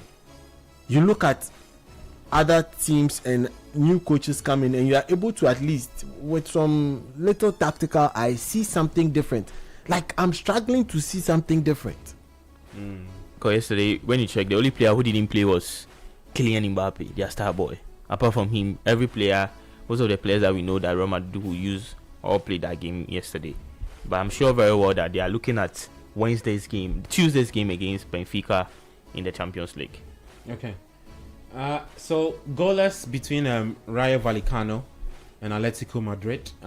So we all agree that they are not in a title hunt. Yeah. Oh no. They have 40. Same They have point, 45. 46. Yeah, so I mean they are kind Okay. of playing a goalless draw. So And the point difference between them and Barcelona, who are even yet to play a game, it's a is similar thing to the Italian Serie A. 15 points. When you have Juventus occupying fifth but have 46 points, Yeah. and then Inter occupying first with 61 points. Here in the Spanish La Liga, it's Madrid 60 points. Atletico third with 46. Barca do have a game in hand. yeah. So if Barca win, they would have 61 points. So Yeah. they leapfrog Madrid to first place. Yeah. Then Madrid drops to second. But for the lineup there, okay. I excited to see. There's one interesting thing about the Barcelona system is tomorrow they'll be playing the Catalan derby. They'll be playing against Girona. Mhm. So it's going to be a very interesting one, especially Monday night's football. Oh, Girona. But are we excited to see Moment back Yeah. in the lineup for Rayo? Yeah, Yeah. because After Salisu picked up an ACL injury, Yeah. he's now one of the defenders we can look or rely on. Yeah, that's very true, because when you check our centre backs critically, we don't have very, very good centre backs, Yeah. apart from maybe Chiku and maybe Pepra, who plays for OGC Nice. Yeah. But the rest of the players very difficult. So I'm very sure Mumin coming in is a big boost for Otuado and the Blasters. I'm sure when Otuado saw the lineup today and saw Mumin sitting on the bench, he was like, oh, that's good. At least I have a player that can replace Salisu. Yeah. Look, my angle will be, look, Coach Otoado already knows Mumin is fit and is ready to play. The kind of The past week we had the Dr. Pambo yeah. traveling around to visit the players. Yeah. So that's why I'm coming to that. Dr. Pambo is traveling. So he knows the players that are fit That and fit, those the are ones not fit. that are not fit. But I can tell you that if Salisu, they knew that Salisu, let's say he has maybe just 1 month, maybe Salisu will recover maybe around June, middle of June anyhow, they'll take him to the World Cup. That is where we are going to send Ernest Nuema to the World Cup. Yeah, because I saw a video of him today. Media, I didn't need to even see the video. There was one statement one person made when Nuema Charlie, let's go on But that. sometimes I feel like But when they are doing collabs, they have to be fair in things. They have to check players that have played so well and they are playing very well in their club football, not to use names to call some players. No, but Because when you use some names, there are some names you call fine, I understand. But when you use names to call players, Which but players do you understand? Jordan, We'll Jordan. get it. No, let's not even no, max but that matters. quick one. Yeah. Let's understand that call-ups are done not only based on the playtime of players, but also the caliber of opposition they face in their various club sides. Mm-hmm. You understand my point? That is why, you know, So even coach will call someone player is from not playing- championship, if the and player is then not GPL playing, yeah. player is, in the house. So the player is warming the bench, but because of the quality of opposition his team faces, Yeah, he walks into the national team call-up. that is what we see. Okay. Yeah. Well, let's see. I'm excited to see Moment back. Yeah, very, very. Hopefully he can get some game time before the World Cup kicks in June. Yeah, they also have some few games. 12 games to go as well. 13 games to go. So Madrid leading the chart, 60 points. Barca's 5-8, 58. Atletico playing now against Rayo Vallecano with they have 46 points. For the top scorers, there is Kylian Mbappe, 23 goals, 4 assists. Muriqi plays for Mallorca, 15 goals, 1 assist. Ferran Torres, Barcelona, 12 goals, 1 assist. And then Lamine Yamal, 10 goals, 8 assists. Oyarzabal, Real Sociedad, 10 goals. Robert Lewandowski, Barcelona, 10 goals. Vinicius Junior, 8. Cucho Hernandez, Betis, 8. Rafinha plays for Barcelona, 8 goals. Alvarez plays for Atletico Madrid, 7 goals in the Spanish La Liga. Well, 054996 996 054996 996. This stadium, not bad. That's like a 15,000 or 10,000 or 8,000 capacity stadium. Steady. The Rayo Vallecano Stadium. No. It should look like an 8,000, 10,000. No, I'm sure it will be. Or like some 4,000. Oh no. It's no. Let me even check the exact.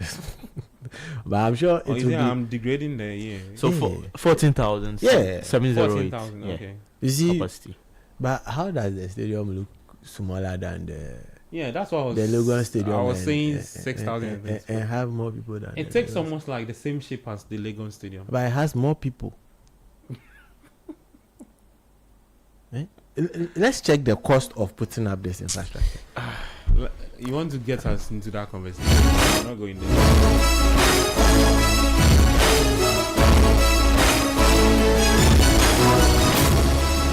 The Republic of Football on 97.3. Okay, so somebody is giving us an update that the match is actually being played at the Leganes Stadium. So the Rayo Vallecano pitch is still not fixed. Small Mega 711. Okay. Guys, I think that's the update. Let's confirm that and see. Yeah. But then again, look. You see, look at it from this direction. They are playing on another surface in the same Madrid vicinity. Mm-hmm. Can we say same about Accra? We can only just when I say this, then they say, why am I comparing? But we need to have a point where we can compare things to. Okay. We'll be playing the likes of these teams at the World Cup. We want to rub shoulders with them, so we need to compare everything. Yeah, we need to compare everything. Once we are able to compare quality of players, we should be able to compare infrastructure. We should be able to compare infrastructure. That's true. Okay. So said he wants to get into Why are you saying said he wants to get into? yeah, but yeah, bringing up the conversation and all of that. So No, but look at the pitch they are playing on. Oh no, they are playing at their home venue. in the home venue. Yeah, their home venue. Are you sure? Yeah. Because I'm also seeing here Estadio Municipal de Butake in Leganes. Capacity 12,000. No. This is 400. 454. Yeah, so yeah. So it's in Leganes. Come now. It's in Leganes. Yeah. So the game is happening in Leganes. Thank you.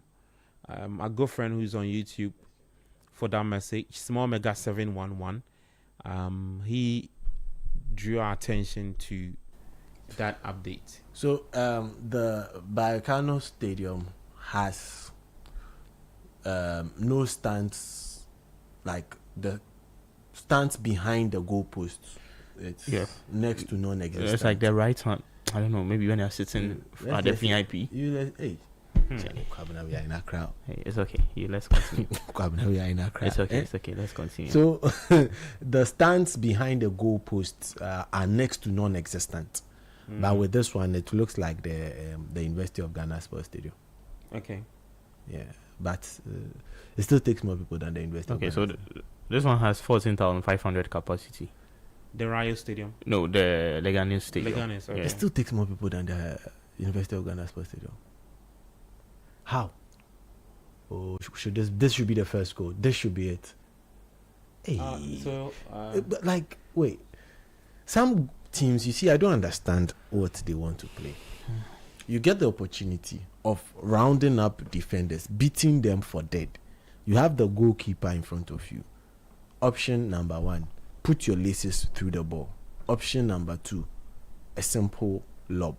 You decide to go for option number 3, which is next to non-existent. You try to run up the goalkeeper. That's the most difficult one too. The third option is always the difficult one. All right, let's get back to the FA Cup. Let me run you through some of the games are actually ending in the next few minutes. Looks like Fulham are progressing to the next stage. They currently do have the lead against Stoke City. It's 2-1. For Sunderland, it's 1-0. They're taking on Oxford. At 4:30, there's Arsenal Wigan, who will be in action at 4:30 p.m. Let me try and see if I can bring you the lineup for the Arsenal Wigan game, which kicks off at the Emirates. So I'll fetch you the lineup pretty soon for that game that kicks off at 4:30 p.m. All right, so Arsenal's lineup: Kepa Arrizabalaga is in post for Arsenal. Kepa Arrizabalaga. A back four of Ricardo Calafiori, Mosquera, Saliba, William, Ben White. Midfield three of Eberechi Eze, Christian Norgard, Miles Lewis Kelly. Front three of Gabi Martinelli, Gabi Jesus, Noni Madueke. For Wigan, it's a 3-4-2-1. Tickle is in post. Aimson, Kerr, Fox making the back three. Murray, Mogzon, Vier, Hunt as the midfield and right and left wing back. And then Borges, right, and Taylor leading the attack for Wigan Athletic. When you check Arsenal's bench, they've got Zubimendi there, Trossard, Setford as the second goalkeeper, Salmon, Bukayo Saka, Declan Rice, Piero Hincapié, Victor Gyökeres, and then Gabriel Magalhaes. Kwabena, seeing the lineup Arsenal, can they go past Wigan? Oh, with this lineup, I shouldn't say it's an easy one for them. With the FA Cup, you don't know what can happen, but they're playing at home at the Emirates Stadium, and how they have the squad depth, I'm very sure with this lineup they are going to do very well. Arsenal, I'm sure this season they want to do so well to win a lot of trophies. Maybe they want to start with winning the Carabao. They're competing in all four tournaments. Yes. So It's possible they can go trophyless too. they'll have to start prioritizing some and leaving. But it's possible they can also go trophyless too. Oh yeah, Yeah, it can it's happen. possible. All four. Yeah, all would four. elude them. Yes, it's very possible. And it's also possible they can win all four. So let's see how. But this is a very good lineup from Arteta, because you need to mostly start this kind of game. You need to start the French players, give them some minutes to be able to play this kind of game. So I'm happy seeing the likes of Eze getting more minutes in these games, getting Kepa Arrizabalaga also. Charlie, but we have to talk about Ezel. Oh yeah, Yeah, We really have to talk about him. I don't know what's happened to him. it's not him. it's who? the coach. It is the coach. Arteta. Okay, you let Kobna finish that point. So Then I'll let you do just. So it's very good, like how he's been able to use some of the players. So I'm very happy seeing some players playing the game. Maybe I thought maybe this game he would have started Bukayo Saka, because Bukayo Saka didn't get a lot of minutes to play in their previous game against Brentford. So I was thinking he would start him since he's back from injury, but maybe I'm sure he just needs to start from bench, and Madueke needs to start to be playing and getting more fitness to be able to get more games to play. So it's a good lineup from Arsenal. If Arsenal just up their game in the first half, they can score about 2 goals in the first half and get more goals in the second half. Sedi. Yeah. Initial thoughts on the lineup, and then we can talk about it. Well, strong lineup. Arsenal, unlike Kwabena says that French players should play. No. These are players that have been rotated. And Yeah, they're not French though. They've had some minutes in the PL. These people are not French, Joe. Not some minute too. Oh, Someone like significant minutes, eh? Madueke has been playing. Yeah, but Norgard hasn't played enough. You know, Christian Norgard, I would say he has really not played enough. But aside him, you put him aside, everybody has been playing. Everybody has been having games. So for me, it's a strong side that would normally compete in the EPL, and they are playing against a Wigan Athletic team that, on the face of it, they should be able to beat easily. But then again, it's the FA Cup. We've seen teams in the EPL who are supposed to actually handle business easily, and then it goes south. I don't wish so for Arsenal today. But then again, like I keep saying, the easiest thing for Arsenal to win this season is actually the EPL. That's the easiest. Why am I saying so? You can give yourself an opportunity to play the way they have been playing recently, you draw some games here, you draw some games there, you reduce the point gap, you win some games here, you increase the point gap. You can only do that in the league. But when it comes to cup games like this, we have to find a winner. Touchwood, should this game go into extra time, then into penalties, it becomes a lottery. And a lottery, anyone can win. Just one penalty kick may go sideways, another may go into the post for the opponent, and then you are out of that particular cup. And that is why I would urge Arsenal, please focus on the EPL and prove the bottling companies wrong. Else, when you try looking into a bottle with two eyes, you eventually do not look into the bottle. Why are you? Oh, you end up in the bottle itself. No, you end up. Charlie said it. No, but on a more serious Arsenal note, fans will not be happy to hear you. no, it's the truth. Okay, so Arsenal fans, before you type anything, calm down. But on a Just roll, pick, right? Pick a bottle. When I think about Cup Nasser, it's funny because Arsenal are actually competing in all 4 competitions. And what if they end up losing all 4 and not winning even a single? It is not what if. That is what I'm giving you. A typical example. The cup games are the most slippery games. The cup games are the most slippery games. You get And my that's point. starting off in the Carabao Cup final against City. And that is where issues come up to bear. So we'll see how that particular game would go. That is their first trophy. Win it, you get. So in the cup game, there is always a winner. There is not that third option of a draw. Yeah. You always have to get a winner. And when it comes to penalty shootouts, we've seen the best teams lose penalties like no one's business. Penalty is no respecter of a team's form. Penalty is no respecter of the kind of players you have. That is why the easiest for them to win is actually the EPL. They should not make people get them with this whole bottling company business. If not, so at the end of the season, maybe who knows, we'll open a water brand, call it the Gunners. Oh, Atletico Madrid down. Yeah. So Okay. Rayo Vallecano have taken the lead against Atletico. I think it was a corner kick or so. Sadi, sorry, not Sadi. Komna. I just wanted you to elaborate more on Arsenal's run in the FA Cup. How far do you think they can go? And you think it will get to a time where they will have to then start prioritizing some of these competitions? The 4 competitions they are in. FA Cup, there's a final against City to play, March 22. At the same time, they have to deal with winning the league, the Carabao Cup, if they The FA Champions Cup. League. Yeah, if they beat Wigan today, they are through to the quarterfinals. The Champions League is also there. I feel like for them, for the players personally, they know the trophies they want to win. But because I'm very sure with most Arsenal fans, they'll be happy to win these 2 trophies. That is the Premier League and the UEFA Champions League. If they win these 2 trophies this season, they'll be so happy. The Carabao FA Cup, if they don't win it, they'll not be happy. But the thing about all the tennis, the first final they'll be playing this season is the Carabao Cup. So that will power a lot of pressure on them if they are not able to win. With the FA Cup, I'm very sure if they just put in some small effort, some good effort, I'm sure they can go far. I'll not be surprised Arsenal can even go to the final of the FA Cup too. Because if they put in some good effort, because if you check the teams that are playing the FA Cup so far, they are the strongest so far. They have the squad depth. They are able to bench some players, and some players are able to play, so they can perform very well. But it's going to be very difficult because, as he said, the FA Cup, these cup games are very slippery. That if you don't take care and you take it very easy, that is when you'll be shocked.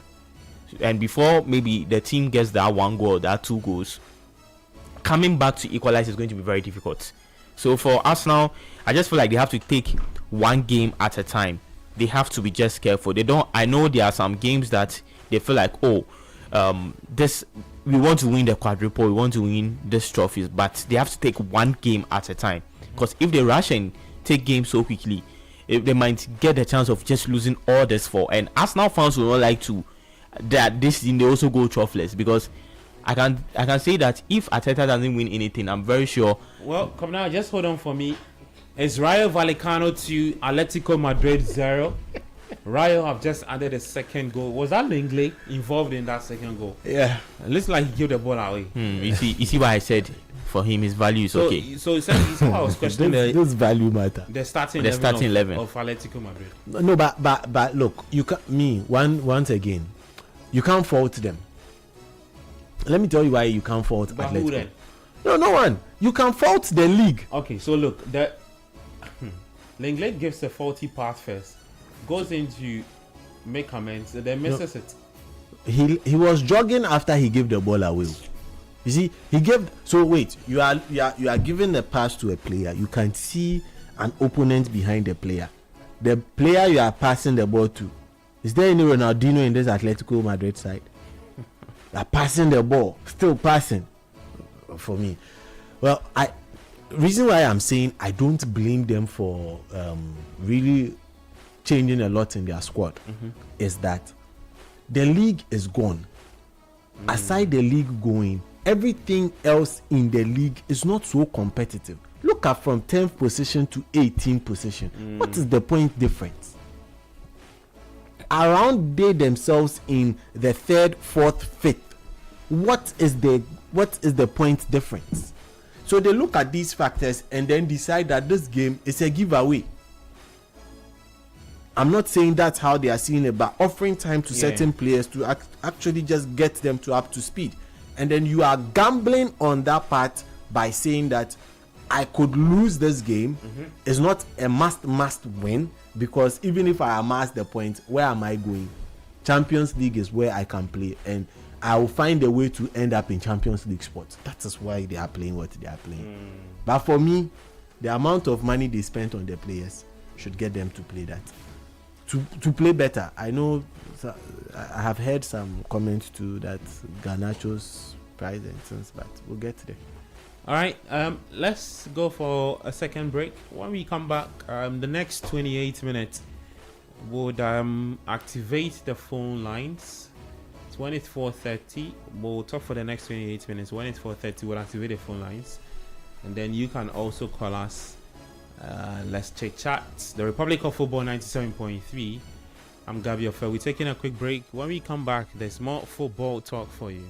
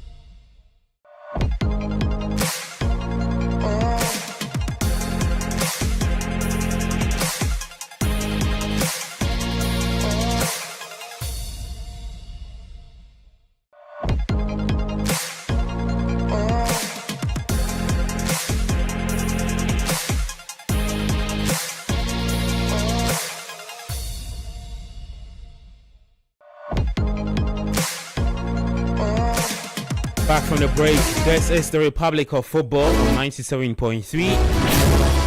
I am Gabby Fred. You can send your thoughts to 053996 054996 4:30. You can call us on 0549 986 996. Marcia Sante Kotoko in action later 5:30 at the 5 o'clock 5:30 sorry at the Baraspo Stadium. Is Kumase Asante Kotoko versus Accra Hearts of Oak in the Ghana Premier League. Nicholas, you can talk to us about that. Also follow the two teams.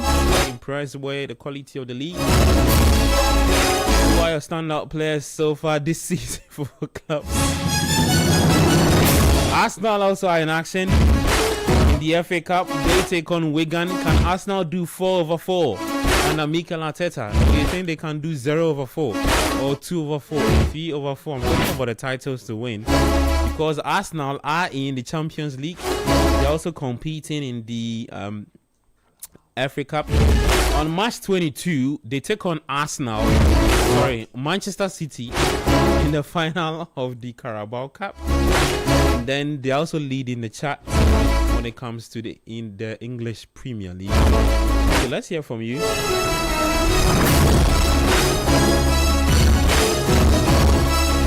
I've got Kobna Mafo here with me and Sedinam Edmond. We've been doing a lot of the discussion. We spoke about the Italian Serie A. We also touched on the Spanish La Liga. We looked at the games from the FA Cup, the run of 16 matches, and the teams to progress to the next stage. Some teams are done with their games already. Arsenal will be in action at 4:30 and later. They take on Wigan Athletic. 4:10 p.m. 97.3. This is the Republic of Football.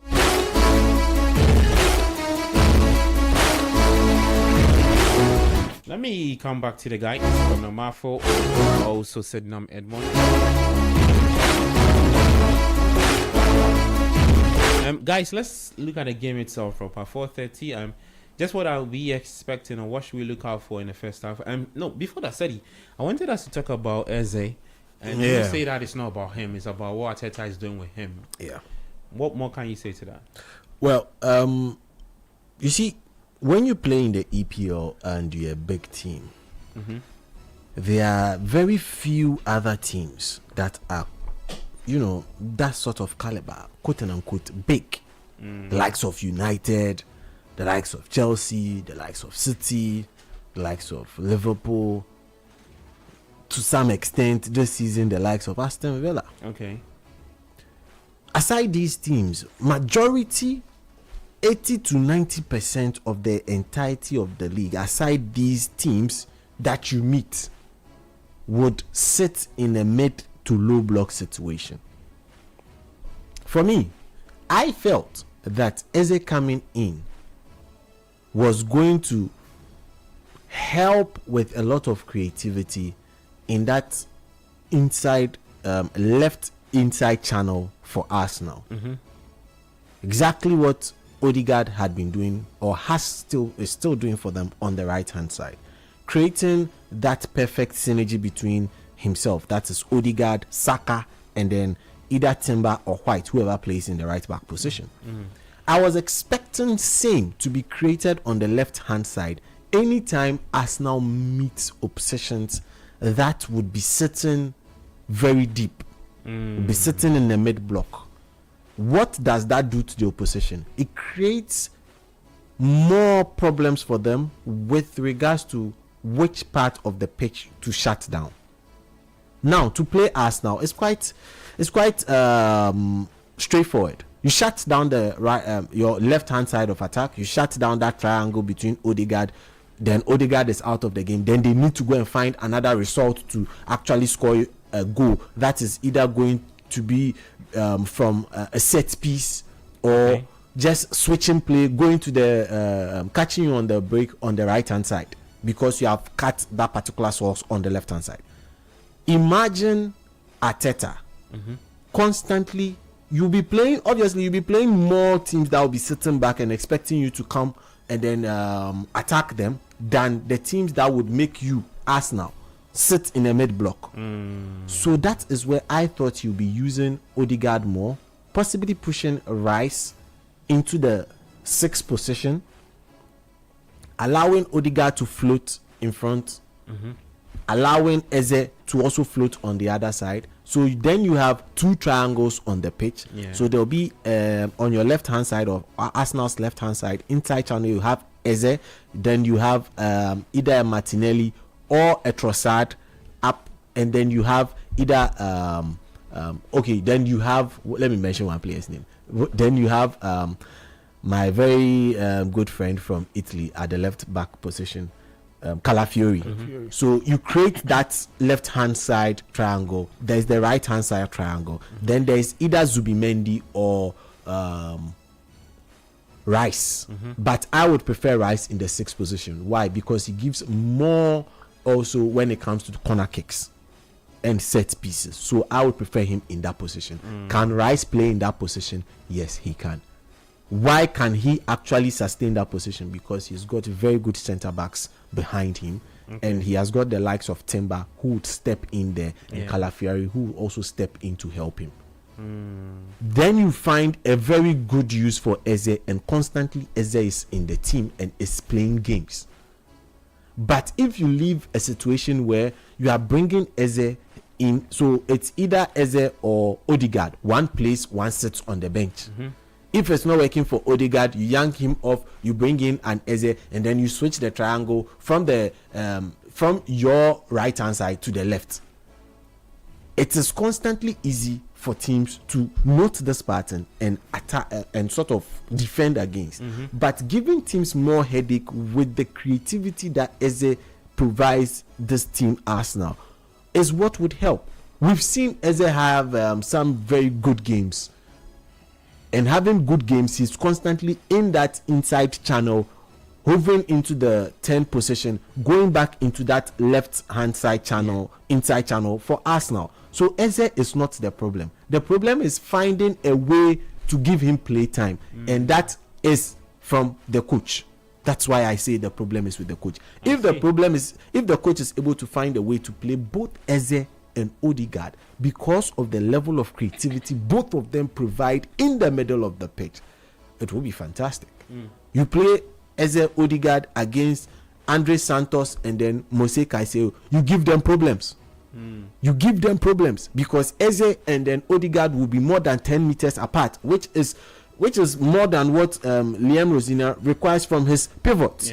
So you give them a problem. When you play against a City, then you also give a Rodri a problem. So you need to give the opposing teams more problems with the quality you have in depth, not making it easier and making it almost a like for like change that you keep doing as a coach. So it is not Eze. Eze has proven that anytime he's in the team, he performs. So it's on Arteta's head. Most definitely. Okay, come now. What do you stand on that? The Eze conversation. Okay, so I just feel like so Sadi has said a lot, and there's one thing that I feel like sometimes Arteta needs to do. Maybe someone will say he uses Odegaard a lot and other things, but there are a lot of games Odegaard plays that we don't see the best out of him. And I feel like using Eze in some games is very good, but one, Odegaard is the captain, so sometimes you feel like Arteta will prefer to use Odegaard over Eze. But I feel like when he starts using Eze is a very good player who is able to move forward and able to play as a number 10 very well, able to dribble very well and those things. So he's a very good player.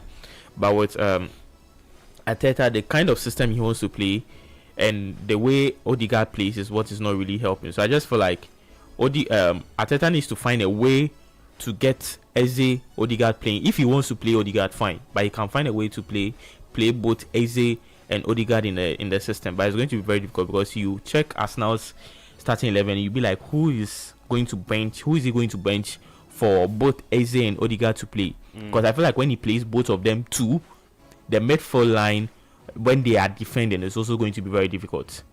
Because now automatically they don't have any player that is going to help if they are going to play the double pivots of Zubi Mendy and what's the name, Declan Rice. Now they have to just play one DM, which is going to be very difficult for who to be able to play. So sometimes maybe when you check both of them playing at the same time, when they are attacking, it's going to help them a lot because of how quick and able to give accurate passes and able to give good assists those two players are able to do.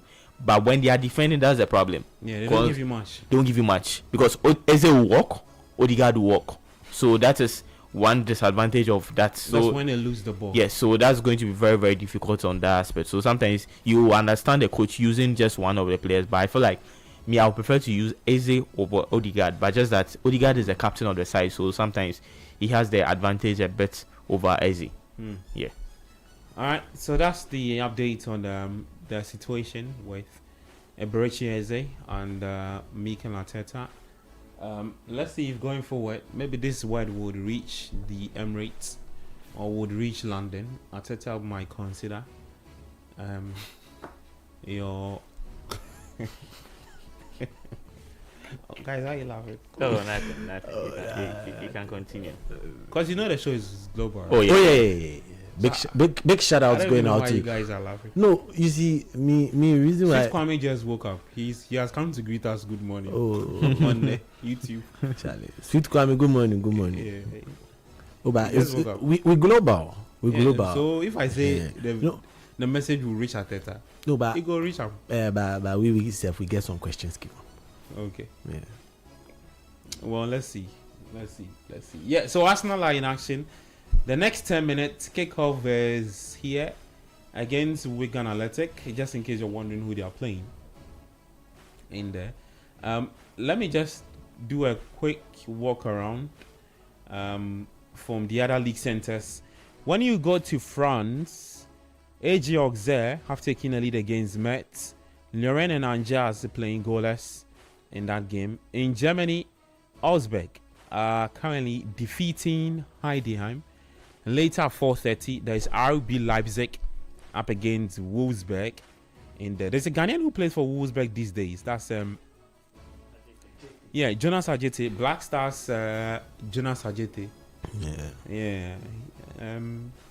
He's Did on he the play bench. the last game against Dortmund? No, he was on the No, bench. he was on the He was bench. as well. Yeah, and this game he's also on the bench. He's warming up into the league. Okay. The moment he plays, But I'm happy for him though, because Oh, it's a yeah. step up in his career. huge step up. In Italy, early on today, we had Sassuolo beating Udinese by 2-1. Cremonese played out a goalless draw with Genoa. Parma beat Verona by 2-1. Torino will take on Bologna at 5 p.m. And then Napoli up against AS Roma. That is the top three, third and fourth place teams facing each other later tonight. I'm talking about Napoli and then AS Roma. Real Oviedo, when you head to Spain, they lost to Athletic Club early on today. The game ended 2-1. And then Rayo Vallecano, as we speak, are taking on Atletico Madrid. As Rayo Vallecano 2, Atletico Madrid 0. Yeah. So Rayo Vallecano 2, Atletico Madrid 0. Levante will take on Valencia 5:30 p.m. And then Mallorca up against Betis at 8 p.m. The Levante Valencia game is going to be very interesting because you like since to keep tabs on that, eh? yeah, since Rayo is now leading 2-0, it will push Rayo to the 17th position. Yeah. Or no, the 16th position. And now Valencia will now move down to the relegation zone. That is the 18th position. You mean Valencia? Yes. Yeah. Last And- season they did a similar Yes, thing. and They were now- flirting relegation. They yeah, managed and to escape. Levante too is also 19th. So both of them will be meeting. 19th, 18th versus Valencia, 19th. what's happening to Valencia? Charlie, see, it's not only Valencia. See, Kwabena. Sevilla and the Oh, rest. Sevilla is in the mix there. Look from 10th What's position. happening to those teams in Spain? It is the league. It But is the the league, eh? look. Even should Atletico lose this game, they end up with 45 points, comfortably putting them in third position. The next closest team to them is Real Betis. with 38 points. So they can afford to lose. So what's up with the league? The league is not being able to attract the quality of players for the mid-table teams. Why is it so with the Spanish La Liga? Because I thought, Amebeshika. oh, how so? Valencia. Why don't I Okay. get? They are unable to. Why is Kwabena saying? Oh, No, So why no, they get? So they are getting players from where? Portugal, South America, and Oh yeah, those they places. do that. yeah. They do that. About over the transfer window, their highest. You're player. paying like what 5 million, 2 million, 1 million, 500,000. So they come into the league, loan, they play for like loan. a couple of seasons, and then they sell them for big money. Yeah. Yeah. Either Barcelona or Real Madrid. And then what happens to the? Look, even Madrid is not spending so much on players again. Okay, that's true. Barcelona is also not doing Please, that. for Okay, Barcelona, okay. we know They have their their currency. issue. I don't want to call okay, them it's okay. other names. I get So you. I get let's you. put It's okay. let's put Barca aside. Yeah, it's okay. Even Madrid are not spending so much on players. So How yeah. much did they get Alexander Arnold for? Some 12 odd million. Yeah. Then one of the most expensive signings they made in the summer was Dean Huijsen. And then they brought in Carreras. Mbappe, they did not pay a dime. They did not pay transfer fees. So they are reducing the amount they pay in transfer fees.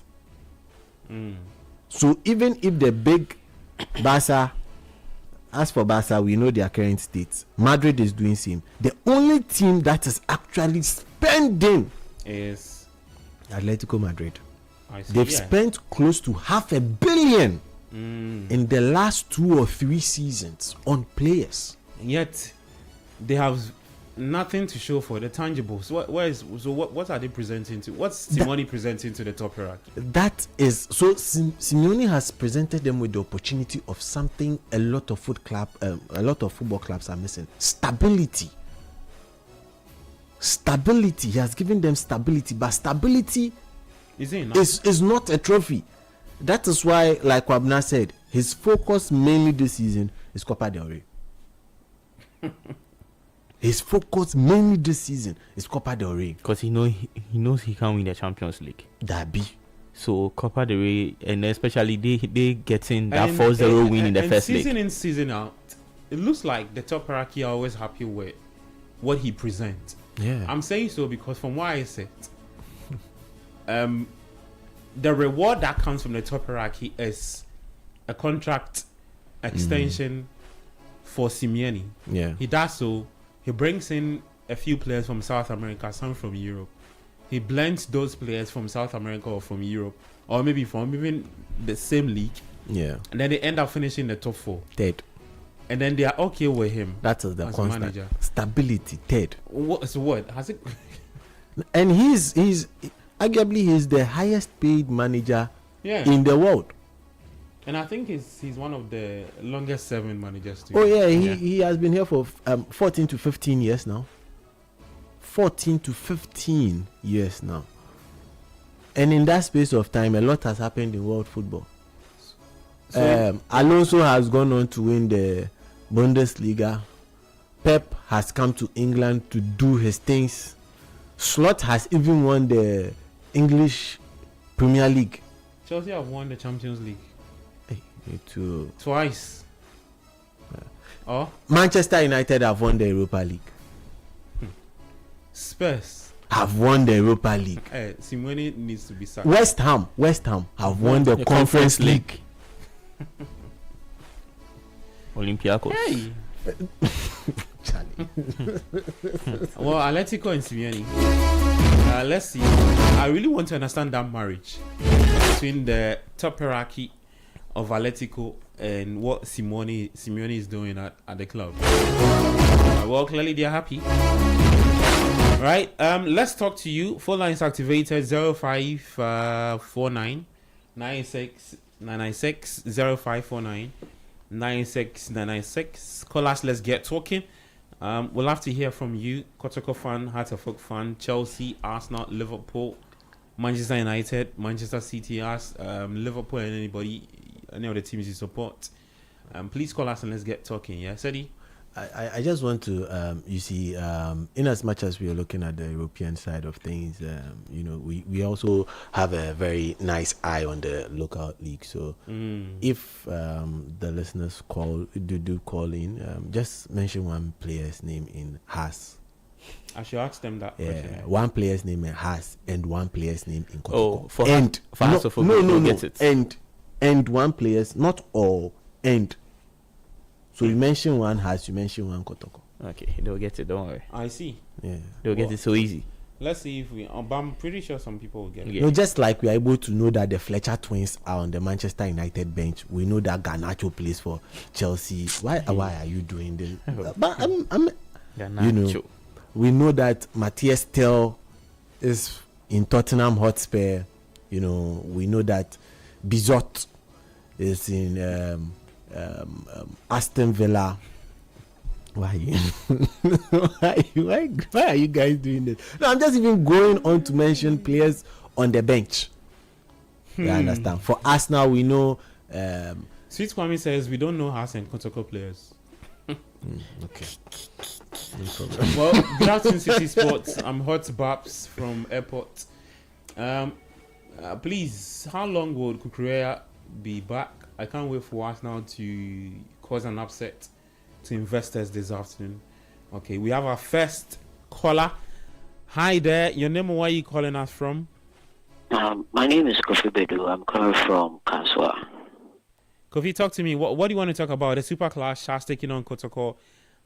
Arsenal on a 4-trophy hunt. What's on your mind?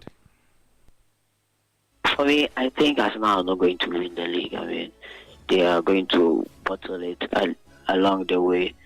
And it will start from the Tottenham match. I mean, let nobody think that they are going to beat Tottenham, no. And they are going to lose against Tottenham, and then that is where it's going to go downhill for them. Okay. Okay. How about the Super Clash? Well, my favorite team, House of Folk, is going to beat Asante Kotoko at their home ground today, 2-0. I'm not monitoring the match as of yet. Okay, how long have you been following Accra Heart of Folk? Since I was little, I mean, I couldn't. Actually, the funny thing is that when I was little, my colleagues and I used to talk more about the Ghana Premier League than foreign leagues. Just when I went to the senior high school that I started following the the foreign leagues. I mean, then I love my team though. Can you mention one player from the team? Which one? Your team. The current team. Yeah, the current team. Accra House of Folk. Yes. Okay, Hamza, Isa or something like that. So like the striker, I forgot. Oh, Mauli Wayo. Okay, Mauli Wayo. I know what Mauli Wayo, Mate Kakari or yes. You've given us From time. You be hard guy, yeah. Yeah. All right. Thank you so much for your time. Okay, thank you very much. All right. 054996 054996 Call us. Let's get talking. Anything you want to talk about? The Super Clash, Arsenal, Chelsea, Liverpool, Manchester City. Call us. Let's get talking. I'm Gabby Offer. This is the Republic of Football on 97.3. Hi, your name and calling us from, please. Hi, Gabby. This is Michael from Kotobabi. Michael, what's good? We are all hoping for the best for them. My club, Arsenal, to win something for us this year. What is that something? Yeah, to be frank, all that you guys have discussed about Eze is true. You see, I choose our coach. I will always put Odegaard ahead of Eze. You understand me? If you study Odegaard, he can turn with the ball and know what someone is at his back. But when Eze is moving with the ball, he doesn't look at. He doesn't know. I don't know whether he's thinking about someone following him or not. You see, so he loses the ball easily, and then the tactical way of running. I mean, that kind of. I don't know. He doesn't got the speed. He's not smart. So as for me, Eze, to be frank with you, I will put any player ahead of Eze, who can always play that position. You understand me? You see, Arsenal. If you keep saying that Arsenal should win the league, and everybody is saying Arsenal, yes, they are also competing now. You have 20 teams that are competing for one cup. You understand me? So no team in England now is easy. You understand me? I strongly believe that maybe some fatigue between maybe or sometimes it's about what we call bad day. That causes all those things. But whenever there's a cup of China, you know how to play it. You understand me? If you go to Mid City, no problem with that. Anywhere you meet them, you go to show them. And then the small things too, they also want to prove a point. Whenever they are playing the best, they also want to prove that yes, they are competing with the best. So the best comes out of them. That's why it's looking like Arsenal is not doing well. Okay? But I have to talk to are we done well? They are not doing the best. That's why some of us are not coming to the stadium. So I wish they should beat Kotoko, and from them supporters to come and support them as well. Thank you guys. All right, thank you so much, Michael, for calling and sharing your thoughts as well. You can also call us 0539 986 996 0539 986 996. Gabby Offer here, 97.3. You're listening to the Republic of Football on your favorite dial. If you're watching us on YouTube as well, you can leave your thoughts there. Let's get talking. Hi, your name, where are you calling us from? Yeah, my name is Prince, calling from Chema. Prince, that's your name, right? Yeah, my name is Prince. Yes, can you please speak louder for me? No, okay. Yeah, I'm enjoying your program. That's good to hear. I appreciate you. Yeah. But I don't know the disrespect about Arsenal. I don't know. It seems like some of your analysts. That's 2 or 3 years ago, that Arsenal is not the same Arsenal. We all watch ball. That Arsenal is not that same Arsenal again. Look at the squad there. So sometimes you have to get the real. Arsenal is not bottling anything. Arsenal is winning this. I don't know if you maybe they are Chelsea fans, Man U fans, and I don't know. Everybody have his squad. Everybody has team there they support. Hey, Arsenal have injured players because Arsenal has more injured players. That's why they are performing. So let people make it real small. Anytime they are Arsenal. We play 18 matches. Arsenal was 2 points. Now we get 20 something matches, 4 points. So who is struggling now? Yeah, May is just around the corner, and Arsenal is going to win the league. Arsenal is going to win the league. So make fair. Oh, every time they are Arsenal. We shall see after I'm not going to battle this league. Thank you. All right, Prince, thank you so much for your time, right? We appreciate you. 0549 054996 call us, let's get talking. Gabby Offer here. You're listening to the Republic of Football 97.3. Hi, your name, where are you calling us from? Hello. Yes, please speak louder for me. Your name, please. Yeah, good afternoon. Yes, your name, where are you calling us from? Yeah, I'm John from Sacramento. John, are you listening to yourself? No, I'm not listening to myself. All right, so please speak louder for me, okay? What do you want to talk about, okay. John? Yeah, I'm talking about Arsenal. Please go ahead. Arsenal. Yes. Yeah, I mean the way and manner you people are being hard on Arsenal, I don't get it. You see, I think sometimes you want the team to do well, okay? And now the team is doing well, now competing in four fronts trying to take all this cap. Anytime some of your guys they come on air, it's like they just look down on Arsenal, talk anyhow, laugh, and as if we are not doing anything. Right now, Arsenal is even the Champions League. We are on top of it. League, we are doing well. So what again do you want Arsenal to do? If you are not doing well, you are talking. Now that they are doing well, instead of you to come with some good support, you are rather always lambasting, saying all sorts of things against Arsenal. If we go and play this in draw with Brentford, does it mean that we are not doing well? Brentford is a good team. John, okay. let me ask you a quick question, right? So when you say we are lambasting or we are being hard on Arsenal, it's not like that's what we are doing. We're having a show. We are educating our listeners and I know it's a show. Sometimes when it comes to Arsenal in particular, the way it's not you in particular, but one of your guys. It's like I think it belongs to another team and pretend. No, John. So I'm saying that I want to ask you a question, and I'm building my question on this statistics, right? You're an Arsenal fan, right? Yes. Are you aware that in the last 5 seasons, when you look at Arsenal's end of season form, so if you are looking at the last 12 games, okay, it is only just one season that Arsenal went on a good run. So they won 10 out of the 12 games. And that season was the 2023-2024 season. The rest of the seasons, they've failed to win a large chunk of the games. And in those seasons too, they finished second on 3 occasions. So when you hear us speaking about this, there's actually a precedent or something has been done before. That's why we are having that conversation. So it's not like we are being hard on the team. If you people know inside this game more than some of us. Arsenal before, if you agree with me, it's not Arsenal now. Okay.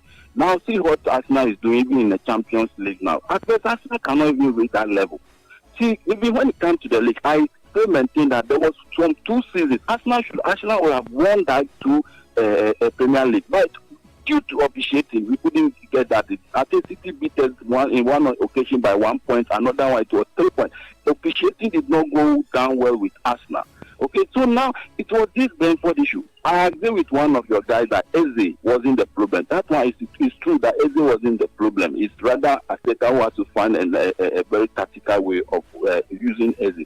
But I mean, the way and manner, when it comes to Arsenal and other things, you people talk like Arsenal has no chance. Like somebody say, they could even. We couldn't take any cap, we couldn't do this, we couldn't do this. I mean, sometimes you people put your emotions and some of you support other things. And it's like when it comes to Arsenal, you like, it shouldn't be so. When you are there, you should be very professional in your analysis. It is sometimes I like Coach Mimi because at times for all this thing, he comes with very good this thing, not to put emotions. One of your guys always talks as if Arsenal, there is nothing when it comes to Arsenal and other guys. Okay, all right. So it's always down. Sure. It's not good. Sure. Please. Thank you so much. We appreciate your time, right? We appreciate you. So Arsenal have actually taken the lead against Wigan. It's Arsenal 1, Wigan 0. Noni Madueke, right? He got a goal for Arsenal. Do we have a caller? Yes, we do. Hi, anyway. Okay, we don't. Please call us 0549 986 996 0549 986 996. Guys, I don't know if you guys want to react real quick to my last caller. He's not too happy with we saying that Arsenal could end up bottling all 4 trophies. Well, just hold on, let me speak to this caller. Hi, and where are you calling us from? Hello, my name is Eric, calling from Rashidi Farm. Eric, what's good? Yes, it's good. I like your energy. Pardon? Fire for me. I like your energy. Yeah, I would like to continue from where my other fellow Arsenal guy said. You are doing a good show, but this thing didn't start from today, okay? When it comes to Arsenal, the amount of ridiculing and the number of times you guys take to look into Arsenal and then give the bad side of Arsenal, it's becoming too much, You see, you said Arsenal are saying you want to win 4 trophies this season. I don't think that is true. You understand? This season, Arsenal have not made any statement anywhere that we want to win 4 trophies. We are playing in all the trophies, one game at a time. Now we are into the final. Manchester City is also in the final. Manchester City is also trying to win the league. They are also looking for the quadruple. Do you think when they get it, they will not win it? They will win it. Why people are not going to look into Man City and then try to ridicule them? You understand? It's not that Arsenal fans, we want any special. All we are asking for is a fair ground, fair analysis. If Arsenal plays and play very bad, you have every right to say it. We are not saying don't say it, but the amount of time that you take to scrutinize Arsenal and trying to look down on us, it's not fair. It's not fair at all. So you guys should watch that. All right, sure. Thank you so much for your time. 053996. Also, yes. I want to say, make it snappy, right? We have more callers on the line. I want to wish Asoko good luck tonight. Sure. All right. They've taken that. We'll send our message all the way to Kumasi. We appreciate your time. Thank you so much. 05399696. 05399696. Do you have a caller? Yes, we do. Hi, what's up? Talk to me. Your name, please. Good afternoon, boys. Good afternoon. My name is Ugochukwu. I'm calling from Asama. Your name is what? My name is Ugochukwu. Ugo, please turn down the volume of your radio set for me, okay? Okay. My name is Ugochukwu. I'm calling from Asama. Yeah, make it snappy. What do you want to talk about? Okay, I just want to talk about the Arsenal fans.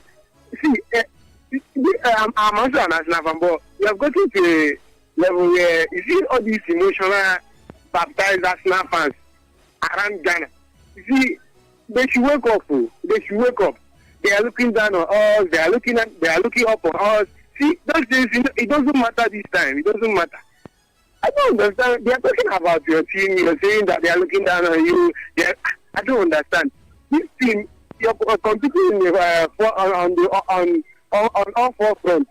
And what if you end up winning none? What will be we are winning the quadruple. In their mind, they will be like, even if we don't win the quadruple, we win 2 or 3.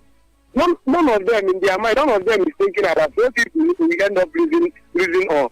They're always thinking about winning. I'm sure. If I think, oh God, how are we to have the access to that Emirates Stadium? I will sack Ateta. If Ateta ends up winning nothing this season, I will sack Ateta, bring him back, hang him in that Emirates gate. He will pay us back because this is the biggest sport in football. Ateta if he ends up winning nothing this season, Ateta is the biggest fraud.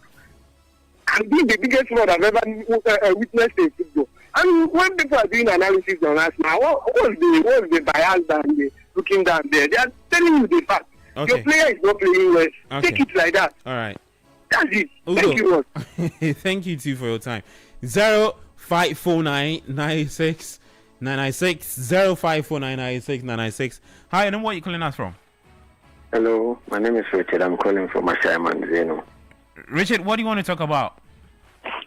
Yeah, I want to talk about Atletico Madrid's issue that you guys were talking about. Please go ahead, Richard. Fire for me. Yeah, you see, Diego Simeone has been a very good coach for Atletico Madrid. Like, when you guys were talking about him, you were saying that he's been there for 11 years. I think he's been there for more than 11 years. And no, we didn't say 11 years. We said about 17 years. Or 15. Yeah, 14 years. Right. Yeah, it's 14 years. Yeah, 14 years. Yeah. Yes. And he's done so much. Like, he's gone to 2 Champions League finals with them. And then he had won the league in. Wait. So if you are part of the top hierarchy of Atletico Madrid in 15 years, Diego Simeone has taken your team to 2 Champions League finals. He didn't win any of it. Yes, and you're okay. Twice. And won the league twice in this Madrid Cristiano Ronaldo Messi era. And apart from that, no, he won the league once. He didn't win it twice. No, he won in 2014. He won it to end what? What season again? Yeah, and then he won it. Was it 2021 or 2022? Yeah, one of those. Okay, years. We'll cross-check that for you. Yeah, and then before he came, they were a mid-table team. They were sometimes 13th, 11th. Their best to be 7th. They were not even making it to Europa. It was just recently when he came that he has built that standard for them. And now should they sack him? I don't think any other coaches will be able to do what he has done. That's the reality. He's been very good for them. Like, honestly, that's why they look at him and they're like, oh, okay, he didn't go down. Supposing he goes down, that's when maybe they'll probably think of letting him go. But as he is still maintaining a standard, as you get to a time when the Madrid Barca standard gets down, I think he has a chance of the boss in the La Liga. All right. Thank you so much, bro. We appreciate your time. 0539 96996. That's the WhatsApp line. 0549 96996. Hi, your name, where are you calling us from? Hello. Okay. Our friend couldn't wait. 0549 96996. 0549 96996. Arsenal 2, Wigan Athletic 0. Gabi Martinelli with a score. The second goal. Hi, your name, where are you calling us from? My name is Johnson and I'm calling from Asiena. Johnson, what do you want to talk about, please? Please, I want to talk something. I want to ask you some questions this morning. Please go ahead. I beg, which team where they talk the Mamata Pass, United and Chelsea? So if you're an Arsenal fan and maybe they are talking about your team and you don't want to understand, I mean, you don't have to even add yourself to it. They are talking about big teams. If you come to Ghana here, they talk about Chelsea and then United matter more than any other team. But you don't have problem with it. So if they are talking about your club and you are complaining, meaning your club is not even a big club. So I don't know why these Arsenal fans are coming and then calling and they are saying, oh, this. If you don't want them to talk about your club, then you should be comparing your club to Nottingham Forest and then maybe Brighton. You understand? Hello? I do understand, please. Yeah, so if they are talking about your club and you come and then you bring up your emotions and your challenges, then meaning your club is not even, don't even add them to the top 20. Because they do talk about Chelsea and then United a lot. But we see it to be normal. When our new owners I'm a Chelsea fan, when our new owners when we were buying all these players, Enzo Fernandez, they even, people come and laughing at us. Even some of our players, they say they are babes. But at the end of the day, they laugh at us. We see it to be normal. At the end of the day, we went ahead to go and win Club World Cup. Okay. And we even won your friend was saying, Conference League. So if you don't want them to talk about your club, then you should not even consider your club to be a big club. All right. Thank you so much. So that's what I want to say, please. All right. Thank you. I appreciate you. Thank you, my boy. 54996 Callers, let's get talking. Hi, your name, where are you calling us from? Okay, we don't have a caller yet. Do we have a caller? Yes, we do. Hi, your name, where are you calling us from, please? Yeah, my name is Thomas. I'm calling from Tema Community 16. I just don't understand. I want to refer to the Arsenal fans complaining. I mean, who really rivals it? I mean, when you look at Chelsea, Arsenal, Barca, and Real Madrid, they talk about us a lot. Coach, I'm a Chelsea fan. Coach is normally on our case, Chelsea fans all the time. But that's what it is. I mean, do they want us to reward them for effort? I mean, every time you try and you end up not winning the league, you are on top of Champions League and stuff. But what if you don't win? People will talk about you. So I mean, I don't know why they are worried, and that's my point. So I think that there should be no cause for them to worry. They should go ahead and win and prove us wrong. That's what I have to say. Thank you very much. Thank you to 0549 96996. Hi, your name, where are you calling us from? Hello, my name is Nathaniel. I'm calling from Noski. Nat, talk to me. What do you want to talk about? Charlie, I don't want to talk about it. Arsenal issues more. Please fire. Charlie, check like the Arsenal people, then 10 hype out. In the bottom league, like 3 years, there's way that they talk your matter. You see, they don't talk your matter. Make they talk who in matter. If they are matter now, you go talk, Charlie. Fire for us. We listen to you and they enjoy your show. Shout out to the guys in the studio. Nice one. We appreciate you too. 0549 96996. Is Arsenal 3, Wigan Athletic 0? I think it's an own goal. Bukayo Saka whips in across, ricochets of the defender, and then gets into the post. Arsenal 3, Wigan Athletic 0. Hi, your name, where are you calling us from? Hello? Yeah, talk to me, bro. Your name, please. I'm calling from Ashama. What do you want to talk about? Your name? My name is Mohammed.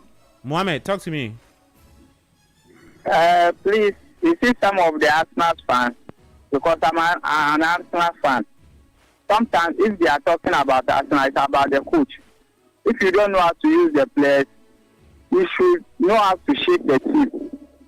but always try to use some of the players.